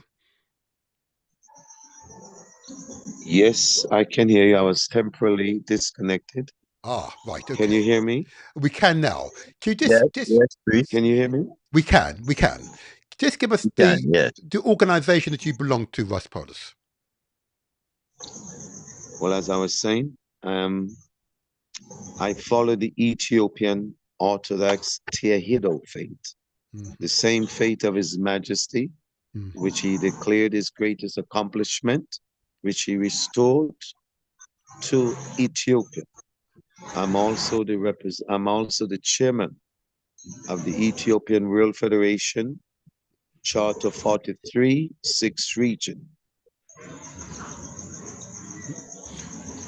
I'm going to ask you, just for clarity's sake, to explain what you mean by the Ethiopian World Federation. First of all, just explain what that means. First of all, it's for the benefit of the audience.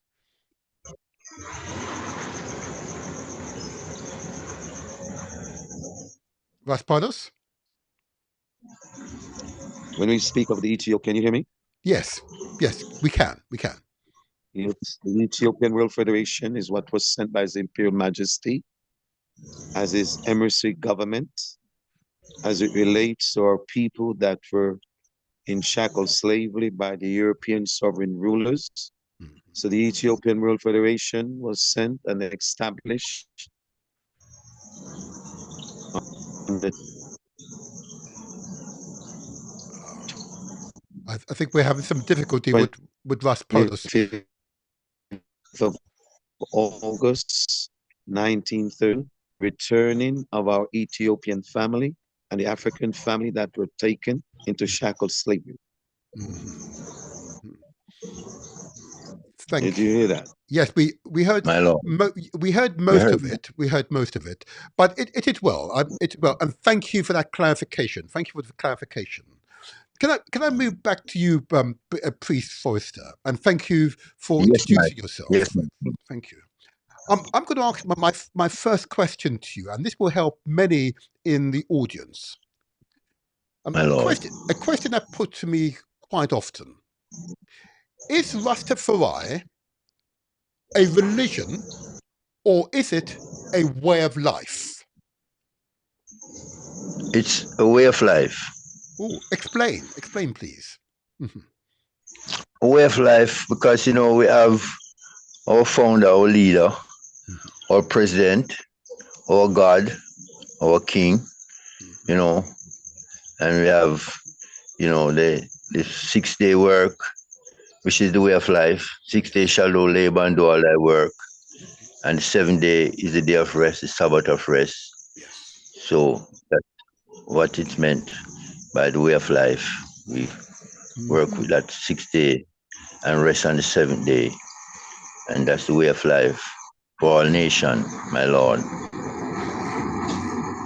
And if I may just take that one stage further,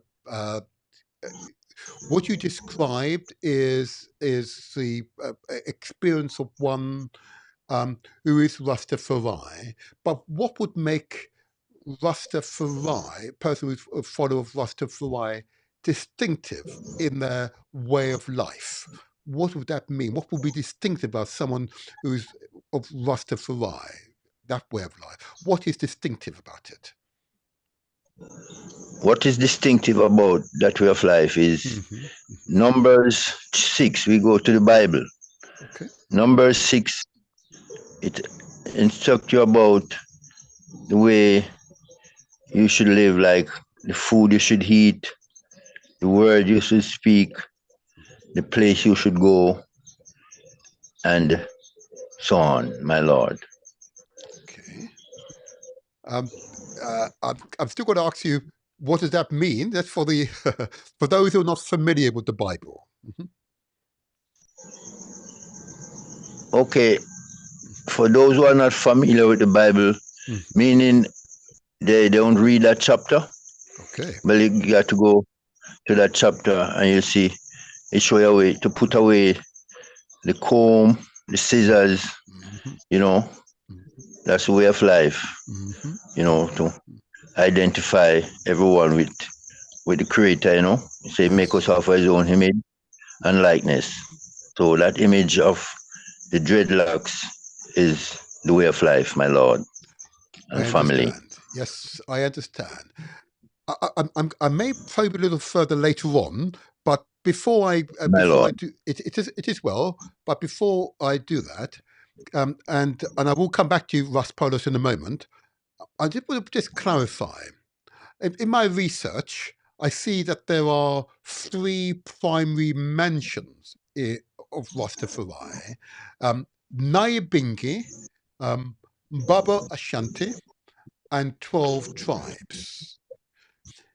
What is the difference? What is the purpose of these mansions? So first of all, let's start with Nyabingi. What is distinctive about the Nyabingi mansion or house, if you like? Nyabingi. My knowledge of Nyabingi from an early age is Nyabingi order is pronounced death to the wicked and life to the righteous. Yes. So the members of Nyabingi are all representative, all those with locks are called Nyabingi, my lord. Okay. And Is that clear? I got the locks, says it's fine, but what gives them their distinctiveness as Nyabingi as opposed to Bobo Ashanti or 12 tribes? What gives them their distinctiveness? Well, the distinction is the banners. We work with a banner that the red is up and a banner with the red down. Right. So Nyabingi in that sense mean when the red is down, we are going through a period of war. Yes. And when the red is up, we are going through a peaceful and joyful time, you know, like the Sabbath day. We are on Sabbath when the red is up. You know, when the red is down, the Nyabingi show is dead to the wicked.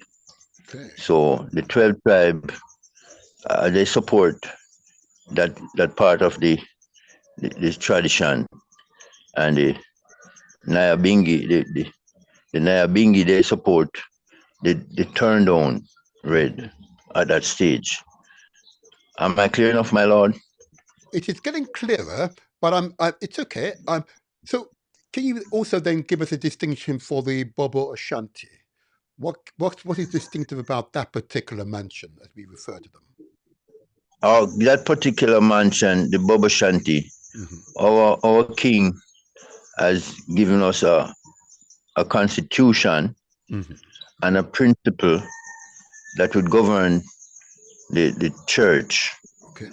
You know, so the Bobo Shanti stand as the churchical part of the Rastafari people, you know. Okay. The faith is also a strength to the church, Right. my lord. Okay. So you're saying that the Bobo Shanti, if my memory serves me right, was founded in the 50s, okay, and they adhere to a sort of strict interpretation of Rastafari principles, okay, and that's, as you say, is the Yes, observance of the Old Testament laws, and they seek to separate themselves from the main street societies. And as you say, they are identifiable because of their distinctive turbans and robes, symbolizing purity and priesthood, is my recollection. Am I right? yes, my lord, you're right. Blessed, blessed, blessed, blessed. True, my lord. And the 12 tribes. Okay.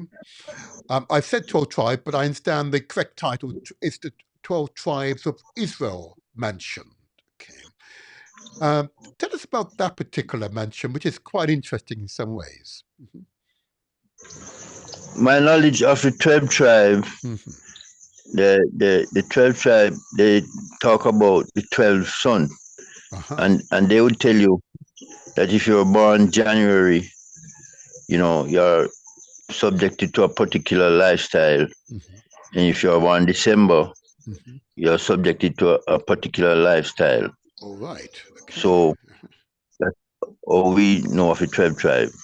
They distinctly tell you about your date of birth, your time of birth, and how you're supposed to behave. Your behavior. Right. Thanks. Okay. My So Lord. so they are again distinctive. Now, again, my memory and research says that it was established in 1968 by Vernon Carrington, known as, of course, Prophet Gad. Prophet Gad, yeah. Yeah. Now, as you say, it's organized around the 12 sons of Jacob from the Bible. Okay. Truly, my Lord. And they tend to be less strict, but more individualistic in their approach. Would that be correct way of describing them?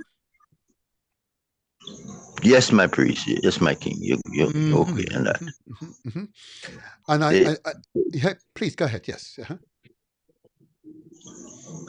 Yeah, they are distinct on the tribal lifestyle. Like they tell you about the elect from every nation, and they also preach purity in the relationship between prince and princess. Right. Okay. That's all. That's what I learned from 12 tribe. I understand. They'll tell you that the black to black, white to white, and so on, my Lord. I understand you. My Lord. And if I may, my priest, did it take us back to the House of Nyabingi, which I believe is the one you're most familiar with? Yes, my Lord. So again, in this house, in this mansion, you emphasize and give reverence to His Imperial Majesty Haile Selassie the First as the living God, and the importance of African repatriation to Africa. Would that be right? Yes. Okay. And what I'm familiar with as a child, that the drumming and chanting ceremonies play a central role in the spiritual practices. Would that be right? Still. Yes, my Lord. Praise be. So the Nyabingi, in the early years, Nyabingi were at Bakawal. That's where all the house and mansion start from. Yes. So that is to say, from time of oil coming on, the Nyabingi, they are the drumming part of the organization, Yes. So they would be the one who light the fire and tell about the consuming fire and the purging fire. They would keep you in that kind of area where you use those lifestyle for your weapon, Yes. The weapon that they use, my Lord. Yes. Very good. Thank you. And that does provide some clarity. But in each of the mentions case, the intention is for the adherents to find their identity. Okay. And in each case, to reconnect ourselves with our source, which of course is Africa. Okay. And very specifically, of course, Ethiopia. Am I right in saying that? You're right, my priest, my king. Thank you. A question that is always put to me, and I need to put this one to you, is that... Yes, my Lord. Did the philosophy that we call Rastafari arise before the Christianity that we recognize it arise to the general populace? Did Rastafari come before Christianity? Christianity. As you know, they synchronize the culture and bring forward Christianity. So, to my knowledge and what I've learned, is coming from the early centuries, you know. So it is before Christianity. There you go. Because, in other words, you're saying that the traditional belief systems of our ancestors, okay, are of the foundations of Rastafari. Exactly. And we've continued as we are as a people. We absorb these other influences and make them our own. Would that be right? Okay, yeah. Yes, okay, good. I just want to make sure we get that. And can I, if I may, my priest, turn to Ross Paulus. And I think it would be important just to put a similar question to him, because I believe he may have some insights that might help us here. Okay. Oh, Ross Paulus, can you hear us, first of all, making sure you can hear us? Yes, I can, family, loud and clear. Please. If I may put this question to you. In your introduction, of course, you, note the EWF, the Ethiopian World Federation, and your other titles, okay, which I know are linked to the Ethiopian Orthodox Tahido Church, okay. So if I may put the same question to you, okay, it'd be interesting to see how you respond. Did Rastafari, in your understanding, arise before Christianity?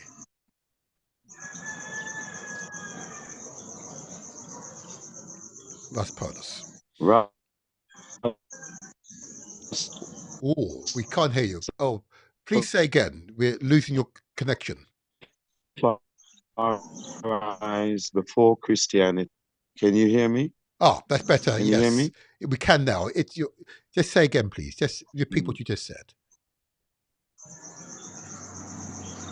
Yes, you asked the question, is it a religion?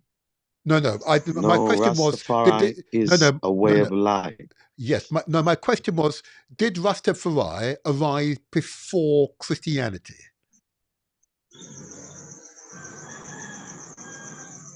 Yeah. Our connection with him is not very good. Oh, yes. My Lord. Yes, I think we've lost him again. All right. Rastafari so went and to confirm that. You must forgive us, my Russ. That. My Russ, His Imperial Majesty himself declared.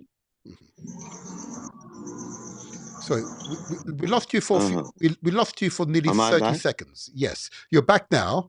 Can you just start again? Just repeat what you just said. I'm really sorry. We didn't hear what you said. My Lord. He can't hear us. Okay. Christianity. All right. His Majesty himself confirmed that we have the oldest version of the Bible. And in confirming that, he also confirmed that he himself had it translated to the modern language of his people. So by His Majesty's own acknowledgement, we know that Rastafari is from the beginning of ancient time of humanity, when man, the knowledge of the deity, the supreme being, the supreme creator, the Alpha and the Omega, the laws of Mahat, the laws of the universe. That is Rastafari. Okay. From beginning, yes. No beginning, no ending, everlasting. Absolutely. Everlasting.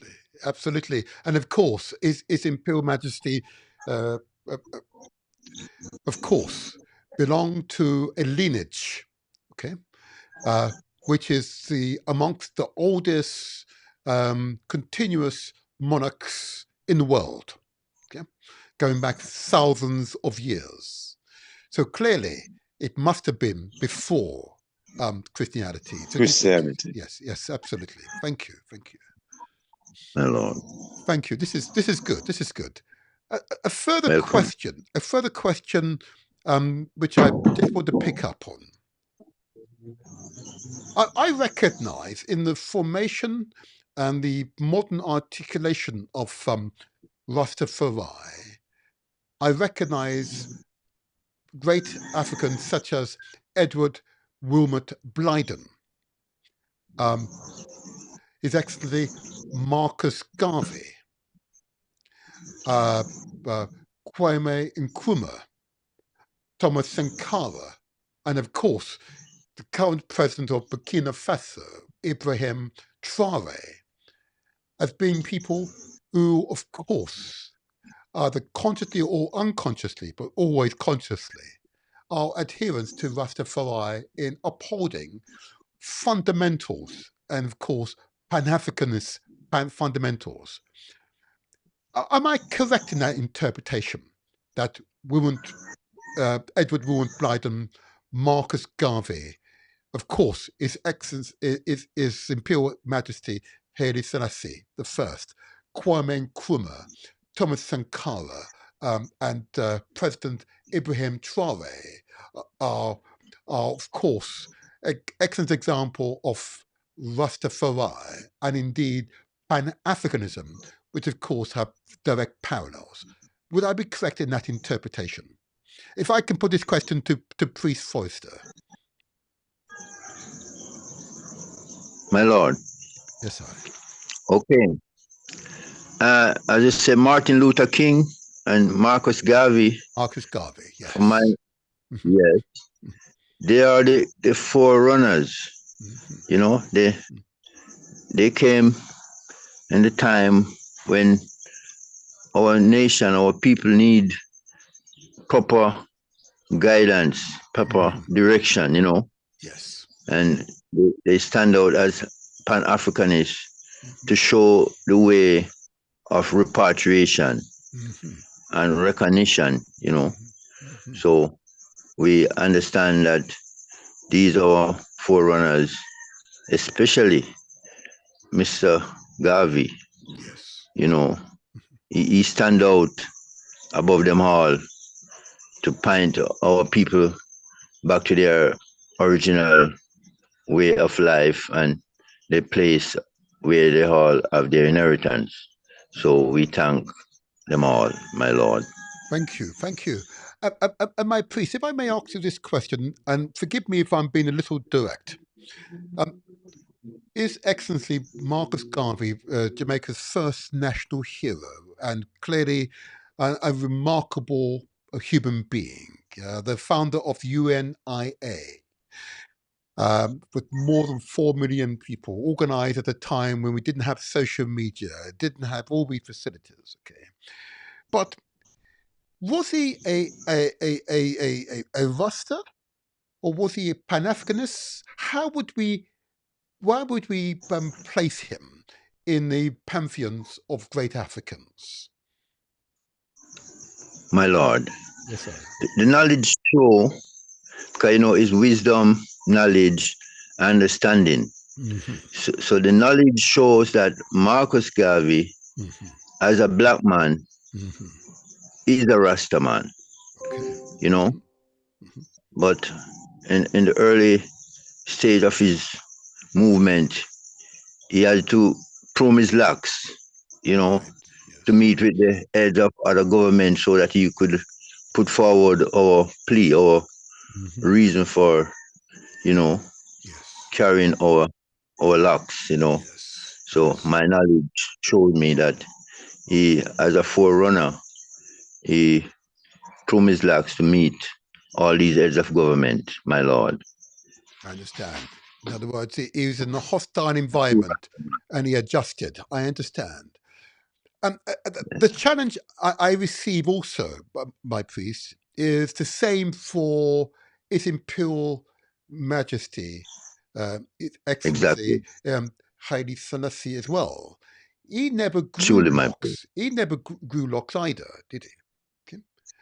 How would we, in relation to Rastafari, how do we classify him if he never grew locks himself? The understanding there now is the king, you know, we have prophet, which is Marcus Messiah, and you have the priest, which is King Emmanuel Charles Edwards, and you have the king who sit on the throne. Yes. So that's the honorable, King Selassie. He sits on the throne. Yes. He governs the place where we're from. He stand out to defend our right as a Rasta man. Yes. My lord. Absolutely right. Absolutely right. Now we've lost Paulus for the moment. So I would ask if my lord. I would just ask this follow-up question to you in relation to His Majesty and the Ethiopian World Federation, if I can ask this question of you. Okay. Yes, my lord. Clearly, it was at his instigation that the EWF was formed. My knowledge on this suggests that it was formed to enable Africans, particularly in America, who contributed, particularly those who contributed to the Italian-Ethiopian War and enabled Ethiopia to fight off the Italians. He wanted to create an organization that provided a path, particularly for Africans within the US, to come and visit and be a part of Ethiopia, which is why Shashamani was granted to them. Is my understanding of history correct? That's correct. Because of us in the Western world here, it was set in a place for us. Yes, that's correct. That is correct. So the EWF was established by His Majesty to provide a means by which Africans, particularly in the US and eventually from the Caribbean as well, would have a route back to Ethiopia, and he had granted to us all Shashamani as the land for us, those in the diaspora who want to come back to Africa, back to Ethiopia. Okay. And that responds to many questions I've received from others. And I note here also in the chat, someone suggested that His Majesty never wished to encourage us to return. Clearly, that is clearly a misunderstanding of history. Okay, and I wonder. If I may, my priest, I see that we've got Russell Singh has returned. I'm going to try to bring him back into the. Let's see if I can bring him back in here. Let's see if I can bring him in now. Let's see if I can bring him in. Oh, no, he's not there. No, not under that one. Russell Singh, can you hear us? They're making sure he can hear us, first of all. Yes, I can hear you. Can you hear me? Perfect. We can now. Yeah, that's perfect. Yes. That's perfect. So I'm not sure if you heard my question to Priest Forrester in regards to the EWF and its purpose.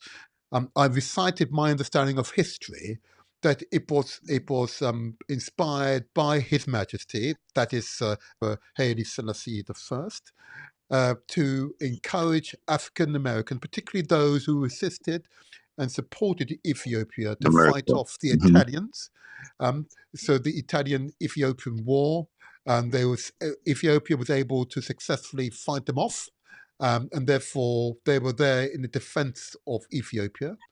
And in doing so, it granted Shashamani as land for Africans in the diaspora to come back and be a part of Ethiopia.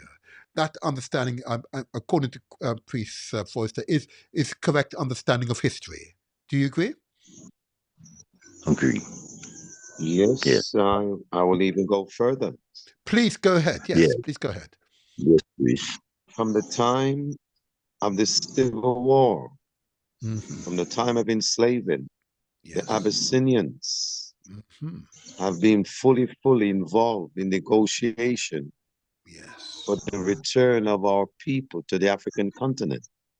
Emperor Theodore gave Abe Lincoln billions of gold bullion in order to fight the Civil War. So if I may, my Ross, involved. Forgive us.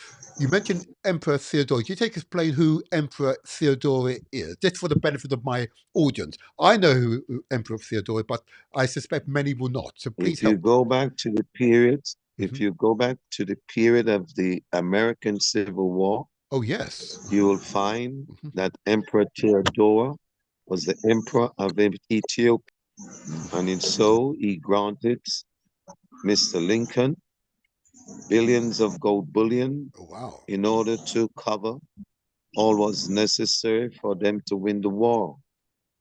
Oh, wow. So the Abyssinian Ethiopian has been involved for many years for the returning of our people. So when His Majesty finally established the Federation was the same purpose, to complete the returning of our people that were taken into shackled slavery. Yes. Many of them were subjugated to new religion, Yes. new ways of life. So the Ethiopian World Federation as a government was sent as a government to government in order to negotiate these physical reality as it relates the returning of Ethiopian Africans to the continent. Yes. This My is why Lord. His Majesty Yes. made the example by giving Shashamani Yes. to all who wish to return. So Wonderful. he set the example for the rest of the African continent for returning of our people to Yes. all other areas Yes. of Thank you, Africa. priest.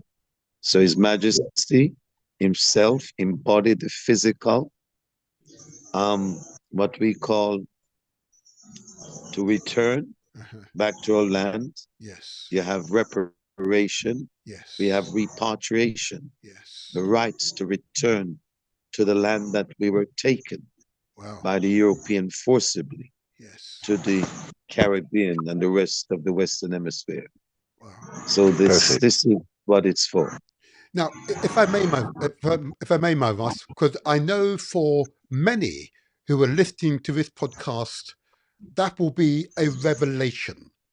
That in fact there is a route back to Africa. That in fact His Imperial Majesty Emperor Haile Selassie I established the EWF, the Ethiopian World Federation, specifically to enable Africans in the diaspora, particularly the historic diaspora, a route back to Africa.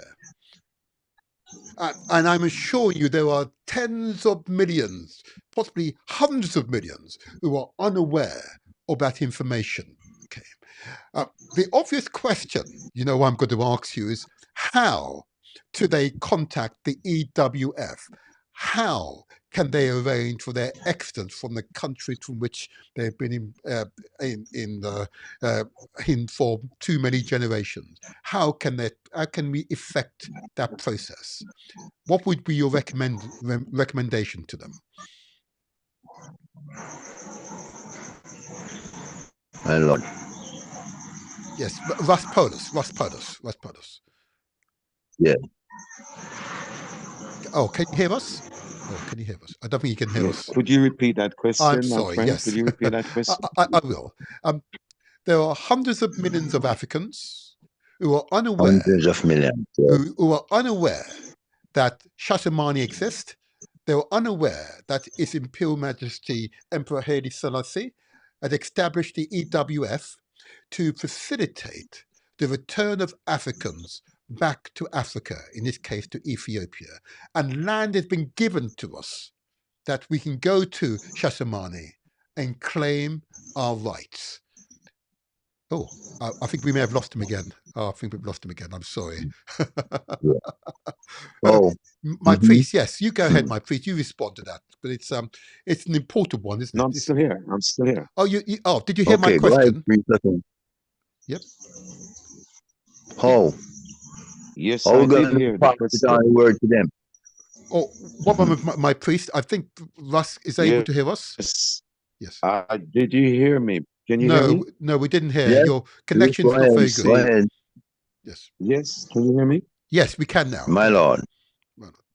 The question and the answers is quite simple.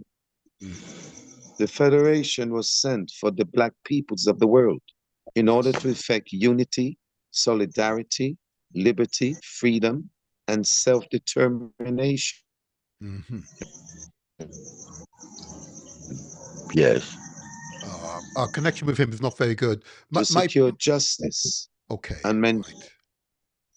Yes, our connection with you is Did you not very get good that? today. Yeah, Yeah, our please, connection go with you ahead. today is not very good. We lose you every so often. Do you want to try one more time? If you stop, Should I repeat? Yes, please do, please. Yes. Yes, I think we've lost him again. All right, I'm going to take him out of the stream for the moment and let him come back in again. This My Lord. federation.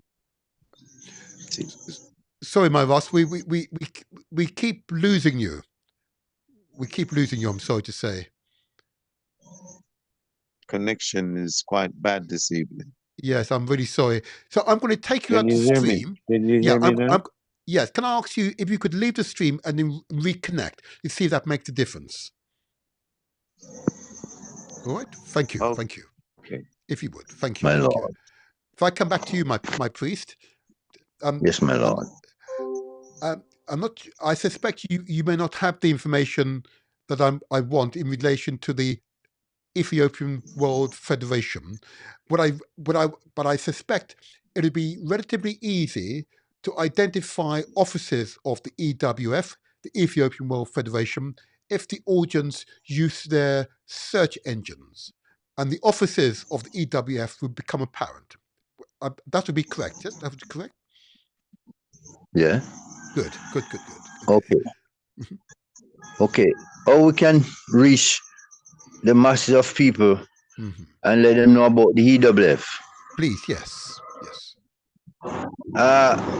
All that come through the Ethiopia, the ABIC, our church, stand to guide and to direct the people to the land in Shashamani and in other states, because our priest, King Emmanuel, shows natural that, Africa will open its door as soon as they know that we are ready to come home. Yes.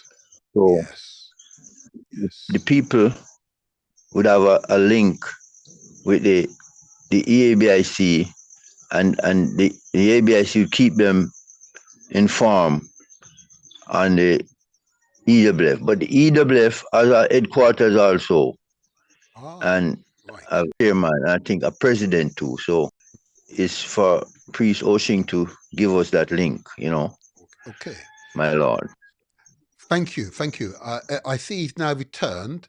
Hopefully we can speak to him directly this time. Let's see. Let me try this. Let me try. There we go. Bring up this time. There we go. Can you hear us all right, Paulus?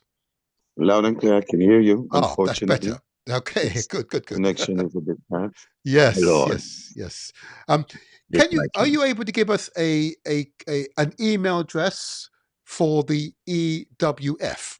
So those of my audience who would wish to reach out to them with the intention that they can return, can do so. Do you have details available?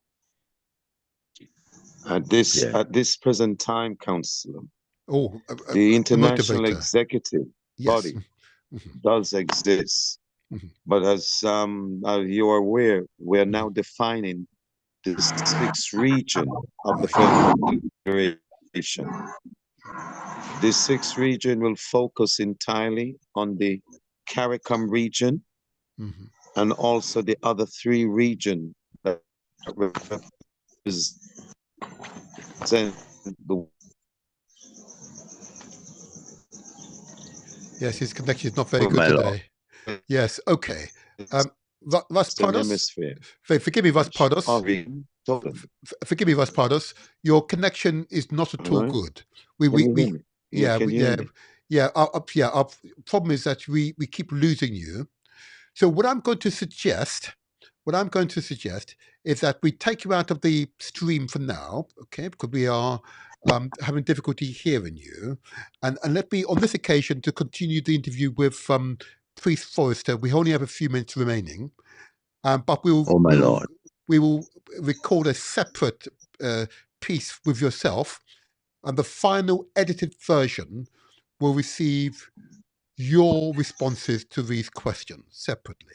Okay, so for the audience, you will not lose him.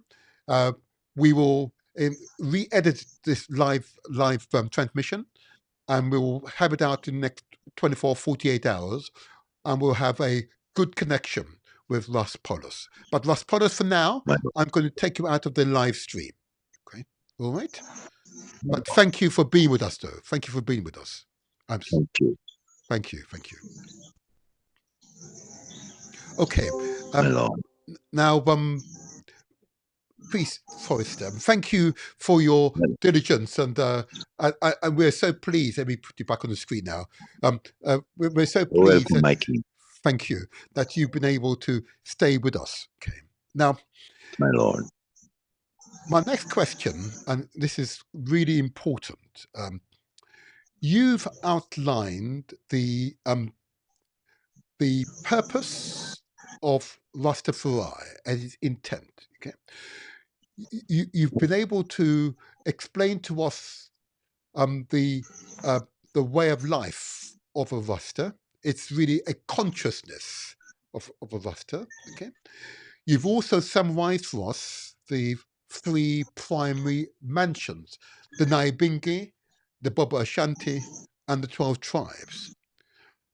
And you've also clarified that Rastafari, the consciousness, came before Christianity as we know it. Of course, because clearly His Majesty's lineage is before Christianity. Okay, my Lord. And you've also highlighted the fact that people such as Edward Blyden, of course, Marcus Garvey, Kwame Nkrumah, Thomas Sankara, and President Ibrahim Traore are examples of Rastafari in action. The consciousness that we'll be referring to, the way of life, is Lord. there. Okay, you've made that clear. But you've also indicated that, to my questions in relation to the EWF and Shashamane, that is a route for Africans in the diaspora, whether you be in the United States or in Jamaica, whether you be in Britain or indeed in Brazil, that Shashamane is there, and there's a route in, and they just need to identify the local EWF officers, make contact, and therefore through the EWF, access to Ethiopia and Shashamane is possible. Okay, that is well. Okay. Yes. But in our earlier discussion, yes, go ahead. Yes.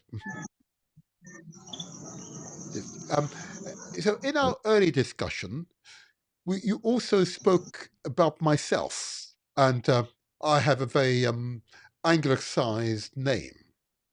Okay. As you know, I enjoy studies. I enjoy the research and the discovery. My Lord. Okay. And you also granted me, and you referred to me as my Lord, which I'm honored by. Can I ask you, why refer to me as my Lord? Why is that an appropriate descriptor to someone who just has a very straightforward, simple name, but you refer to as my Lord? Explain that courtesy. Okay, my Lord. That word is from the beginning, my Lord, because my Lord is that truth in us, the conscience we carry. It represents my Lord. The truth we speak, it represents my Lord. And even our standard of the way of life, it represents my Lord. So when I say my Lord, I'm looking at the inner man. I'm talking to the inner man, that conscience in man, my Lord, my King, my prophet, my priest, is that the integrity and uprightness of the man. And that's how we come by the name my Lord. So my Lord is given to all who accept truth and right, and those who want to return to the motherland, you know. So I Thank you.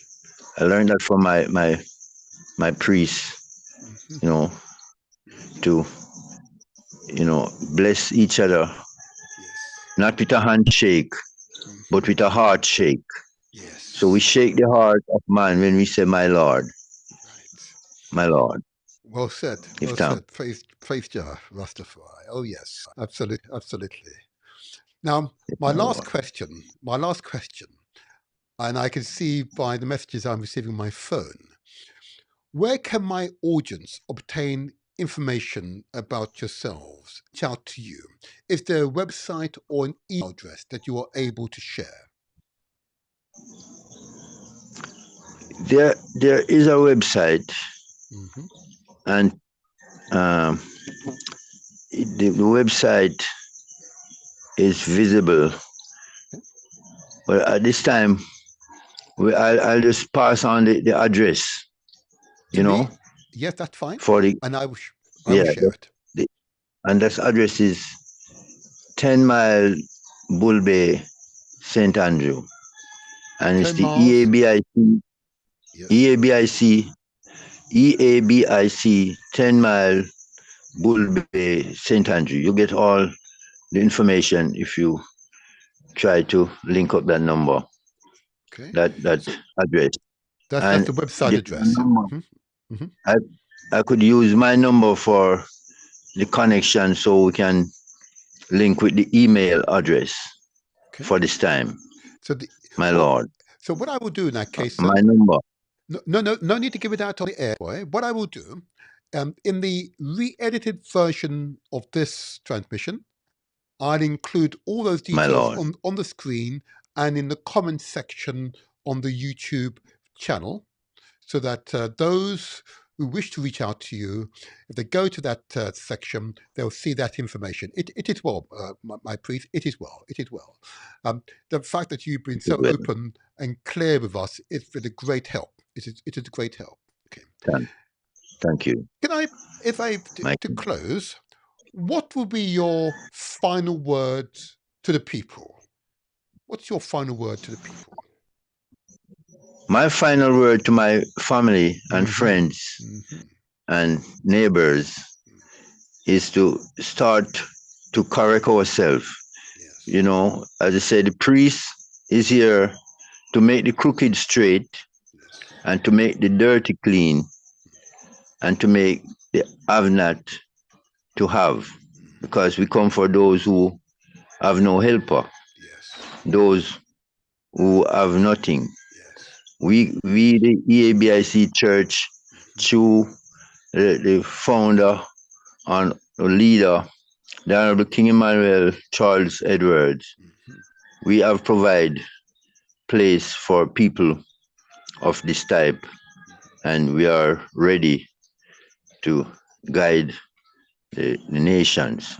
We are looking for all nations. Mm-hmm. Every knee should bow, and every tongue should confess Mm-hmm. to the Sabbath day. That's Yes. where we all would, you know, Yes. make ourselves right Yes. within the Sabbath day. Calling Yes. upon all nations Mm-hmm. to acknowledge and to respect the Sabbath day. We Yes. don't want to ignore that truth and right, Mm-hmm. so we can make ourselves straight, my Lord. A few Yes. words. Well said. Well said. And what I note, and for the audience sake here, just for the audience sake, is that when I'm amongst Rastas like this, there is no mental health problem. There is no mental health My Lord, problem. you see, Yes. Uh-huh. there's no, No mental health problems. Yep. What I always experience is happiness and contentment. Hmm. Yes, yeah, because yeah, there are so many of our people across the world who are living with tension because they're living in this contradiction. Yeah, this contradiction. Yeah, and it's that contradiction that yeah, creates that mental health stresses. Okay, but when I'm amongst we Rastas, do. They're very clear about their identity, their roots, and their purpose. And you've heard this inspired African man speak. And he's no doubt of his certainty of himself, his identity. And with that confidence, you can move nations. Honorable Priest Forrester, Honorable Priest Forrester, I want to thank you for your sharing and caring with us today. I want to thank you. I want to thank you. I thank you too, my priest, my king. And I welcome you. I'm not a priest. I'm just an ordinary. I'm nowhere as great as you, sir. I am nowhere as great as you. I am nowhere as great as you. But what you have shared has been moving. And I know for many, a revelation that there is a route back to Africa. A place was designated decades ago. It was just a lack of awareness. Decades ago. Yep. Yeah, lack of awareness. My Lord. So we can and will do better. Oh, yes. Oh, yes. We'll do that.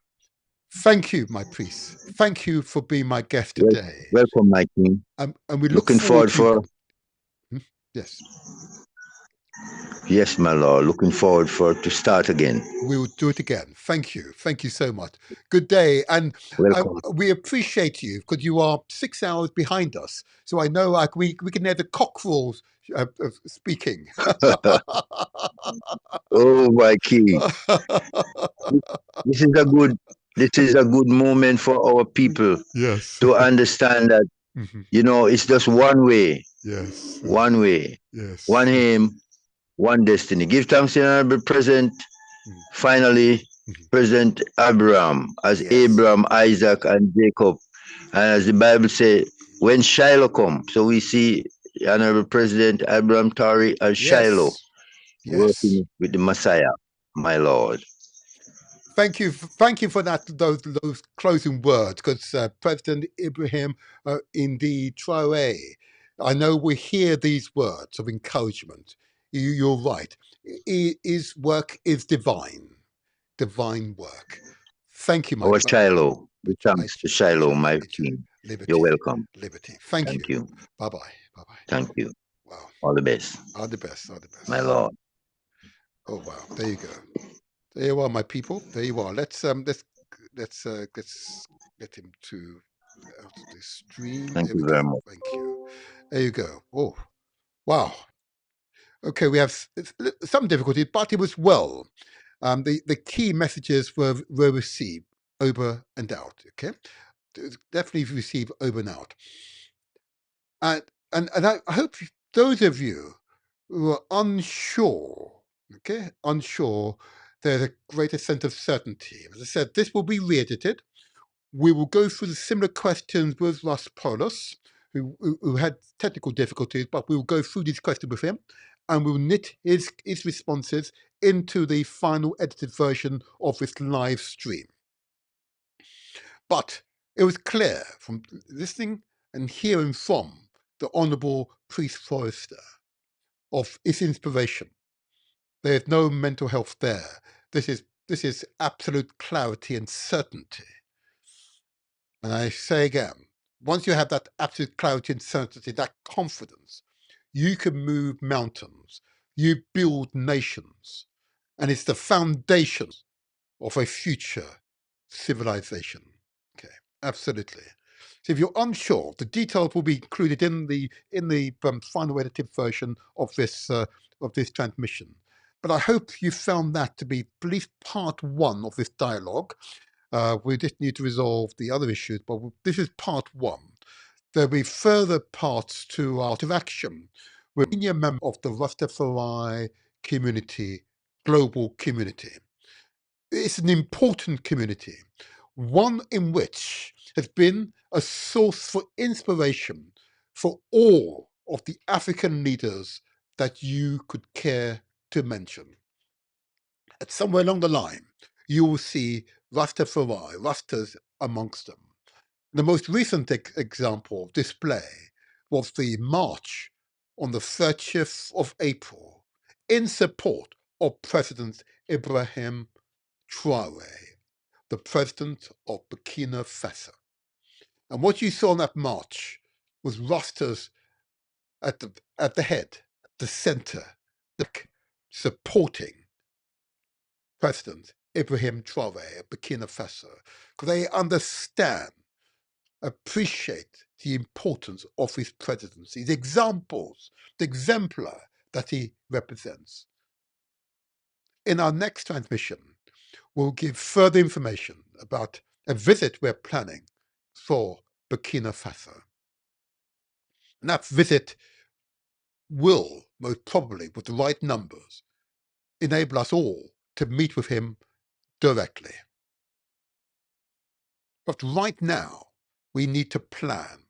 And we hope that these transmissions, where the information is quality information, not filtered through the usual international press, okay? Yeah, nothing like that, where you receive the information from source, authenticated from source. Therefore, you can trust its quality, trust the content. Oh yeah, that's the way forward. That is the way forward. And I will now conclude by making two more quick announcements. Then I'll conclude with the intro video, which I hope you'll find useful. Clearly, for purpose of these exercises, we better prepare the next generation. The next generation must benefit from our work. I say again, the next generation must benefit from our works.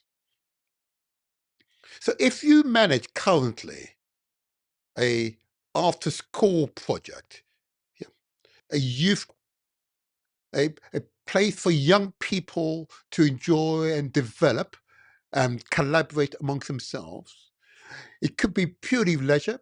It could, of course, be academic. Whatever it is, we want to make sure that you register that service, and particularly here in the UK, in Britain, register that service with this website. We want to make sure that they're all registered so parents and guardians know where to go. There you go. I want to give a big shout out for the National Association of Black Supplementary Schools, or NABSS. Their website address is nabss.org.uk. And of course, the email address, if you've got an organisation you want to register, please do so, info@nabss.org.uk, or speak directly to the inspired brother Near. And if you're in the UK, it's 07958 348 558. I commend the National Association of Black Supplementary Schools to you as a website that your facility, your service should be registered. Even if your service is connected to a church or mosque, you have a youth wing, get it registered in that place, so you can attract more parents, more guardians, and their charges, so that you will continue to thrive. Very, very, very, very important. If in doubt, ask questions, I say. If in doubt, ask questions. And if you haven't done this, please subscribe to our YouTube channel, or give us at the very least a thumbs up before you leave. Please do so. That will greatly help us to spread the word. And then my last statement I just want to make before I go to the intro video, and this is one that I want to share with you because Ndidi, where are you, Ndidi? We need to speak to you soon. Okay. There is an interesting observation that has been made by Ndidi Uwechu, okay, the genius international journalist from Nigeria. And then she has said, given the state of Nigeria, or in brackets Africa, okay, I think people haven't yet made the mental link that they are responsible for the kind of existence they hand over to their children. I'm going to say this again.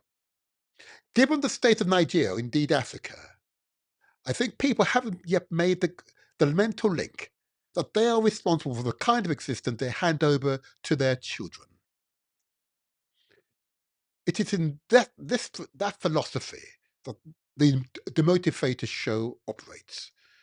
We are conscious of our responsibility to hand over to our children a better place than we found it when it's handed to us. And for that reason, the Motivator Show exists. To provide good quality information so you can make good quality decisions. And remember, collaboration in unity is strength. Working by yourself has limited prospects, but working together in unity is strength. And for these reasons, it is so important that if you have not signed up for the treaty, I'm going to put it on the screen again. If you're of the diaspora and you haven't signed up for the treaty, the Pan-African Treaty of the 6th Region African Diaspora, okay, it's intended for us here in the diaspora, particularly those of the historic diaspora, disconnected from our roots for hundreds of years. Sign up to the treaty, become part of the family, so you, together, can focus your energies, your resources to Africa. The email address to request a copy of the treaty you can sign is Pan-African Treaty, African Diaspora, without the ADN, at gmail.com. It's on the screen. Again, it will be included in the comment section of the re-edited version of this podcast. There you go. I hope we find you well. If we doesn't, exercise, eat well, ensure you have the best medical care. Because you are the change makers. Not me. You are the change makers. And we want the very best for our children, for our families. We want the very best for them. But we cannot do it by ourselves. We must collaborate. In unity is strength. So I say to everyone, this is the motivator. So I remain faithfully yours. Praise Jah, Rastafari. Aye, aye. Arise, Rastafari. Arise, Rastafari.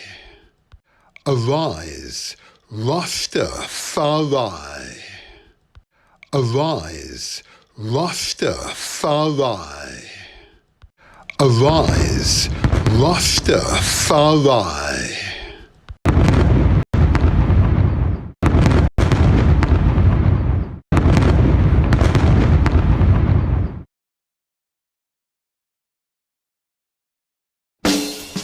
Leonard Percival Howe, born June 16, 1898, in the parish of Clarendon on the island of Jamaica. He was born a hero, a scholar, and beyond a shadow of doubt, died a hero defending his community. Considered a pioneer figure in the Rastafari movement. After returning to Jamaica in 1932, he began preaching about the divinity of Emperor Haile Selassie I of Ethiopia, identifying him as the Messiah. In 1935, Howe published The Promise Key, outlining the movement's principles. He also established in Jamaica the Pinnacle Community, which was a central hub for Rastafarians at that time. Joseph Hibbert, born 1894. He was another early preacher who played a significant role in the spread of Rastafari beliefs.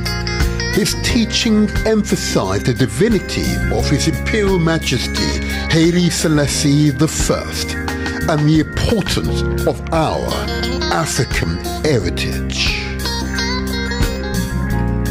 Archibald Dunkley was amongst the early priests in Jamaica who contributed to the foundation of Rastafari. Like his contemporaries, he promoted the recognition of Haile Selassie as the first black Messiah and advocated for black self-determination.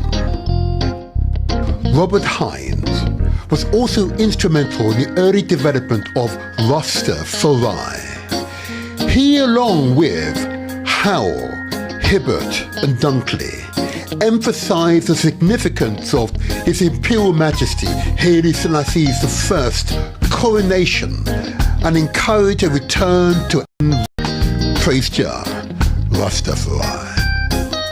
These individuals, influenced by the teachings of Marcus Garvey and the coronation of His Imperial Majesty Haile Selassie I, laid the foundational beliefs and the practices of Rastafari, promoting African identity, resistance to oppression, and spiritual connection to Ethiopia. Praise Jah, Rastafari.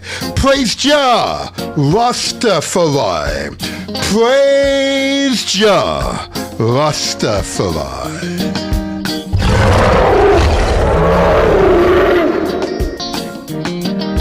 The Rastafari movement is characterized by a decentralized, non-hierarchical organizational structure, reflecting its emphasis on individual spiritual autonomy and resistance to central authority.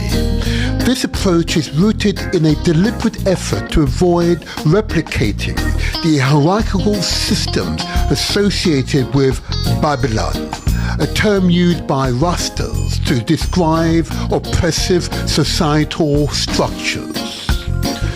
Rastafari does not possess a formal centralized organization or singular leadership.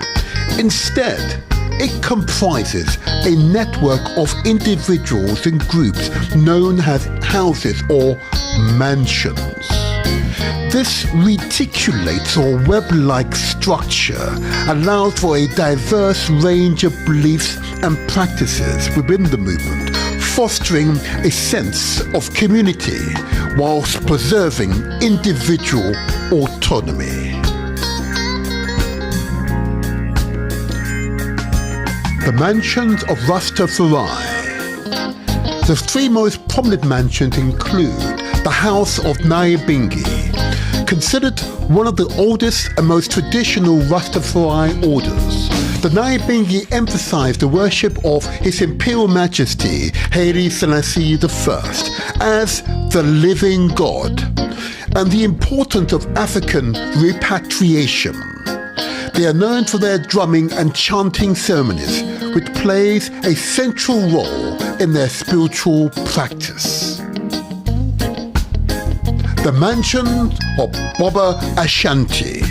Founded in the 1950s, the Bobo Ashanti adhere to a strict interpretation of Rastafari principles, including the observance of Old Testament laws and the separation from mainstream societies.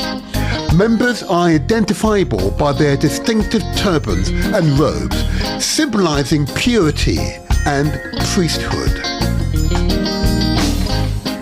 The 12 Tribes of Israel Mansion, established in 1968 by Vernon Carrington, also known as Prophet Gad. This mansion organizes its members according to the 12 sons of Jacob from the Bible. The 12 tribes are noted for their more liberal and individualistic approach, allowing for a broader interpretation of Rastafari beliefs.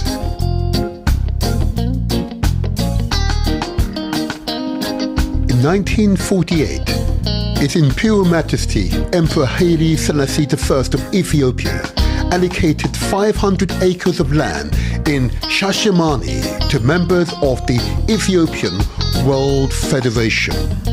This gesture was an appreciation for the support Ethiopia received during the Second Italian-Ethiopian War.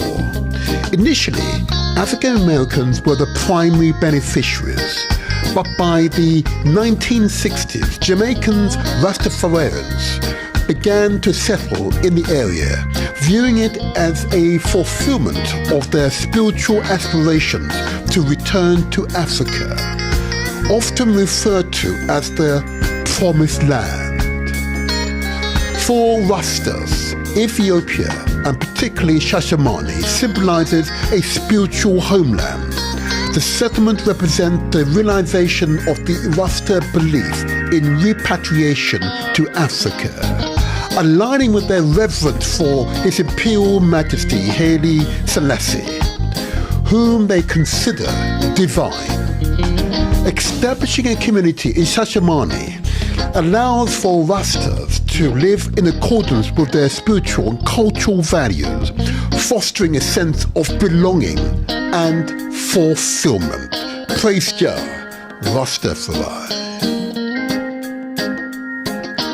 The connection between Rastafari and reggae music is profound, rooted in shared themes, mutual influence and historical developments. Reggae became a powerful medium for expressing my beliefs and has played a critical role in spreading the movement globally. Reggae often incorporates Rastafari spiritual themes, such as a reverence for His Imperial Majesty Haile Selassie I, Zion, a metaphor for Africa, and the hope for repatriation. Songs frequently include references to Rastafari rituals, such as the Naibingi drumming, and the use of patois reflects Rastafari linguistic identity. Both reggae music and Rastafari addresses social justice, inequality, and resistance to Babylon, which represents oppressive systems including colonialism and systematic racism. Reggae lyrics often critique societal structures and promote liberation, echoing Rastafari's teaching. Reggae highlights themes of Pan-Africanism, unity and pride in African heritage central to Rastafari ideology. Praise Jah, Rastafari.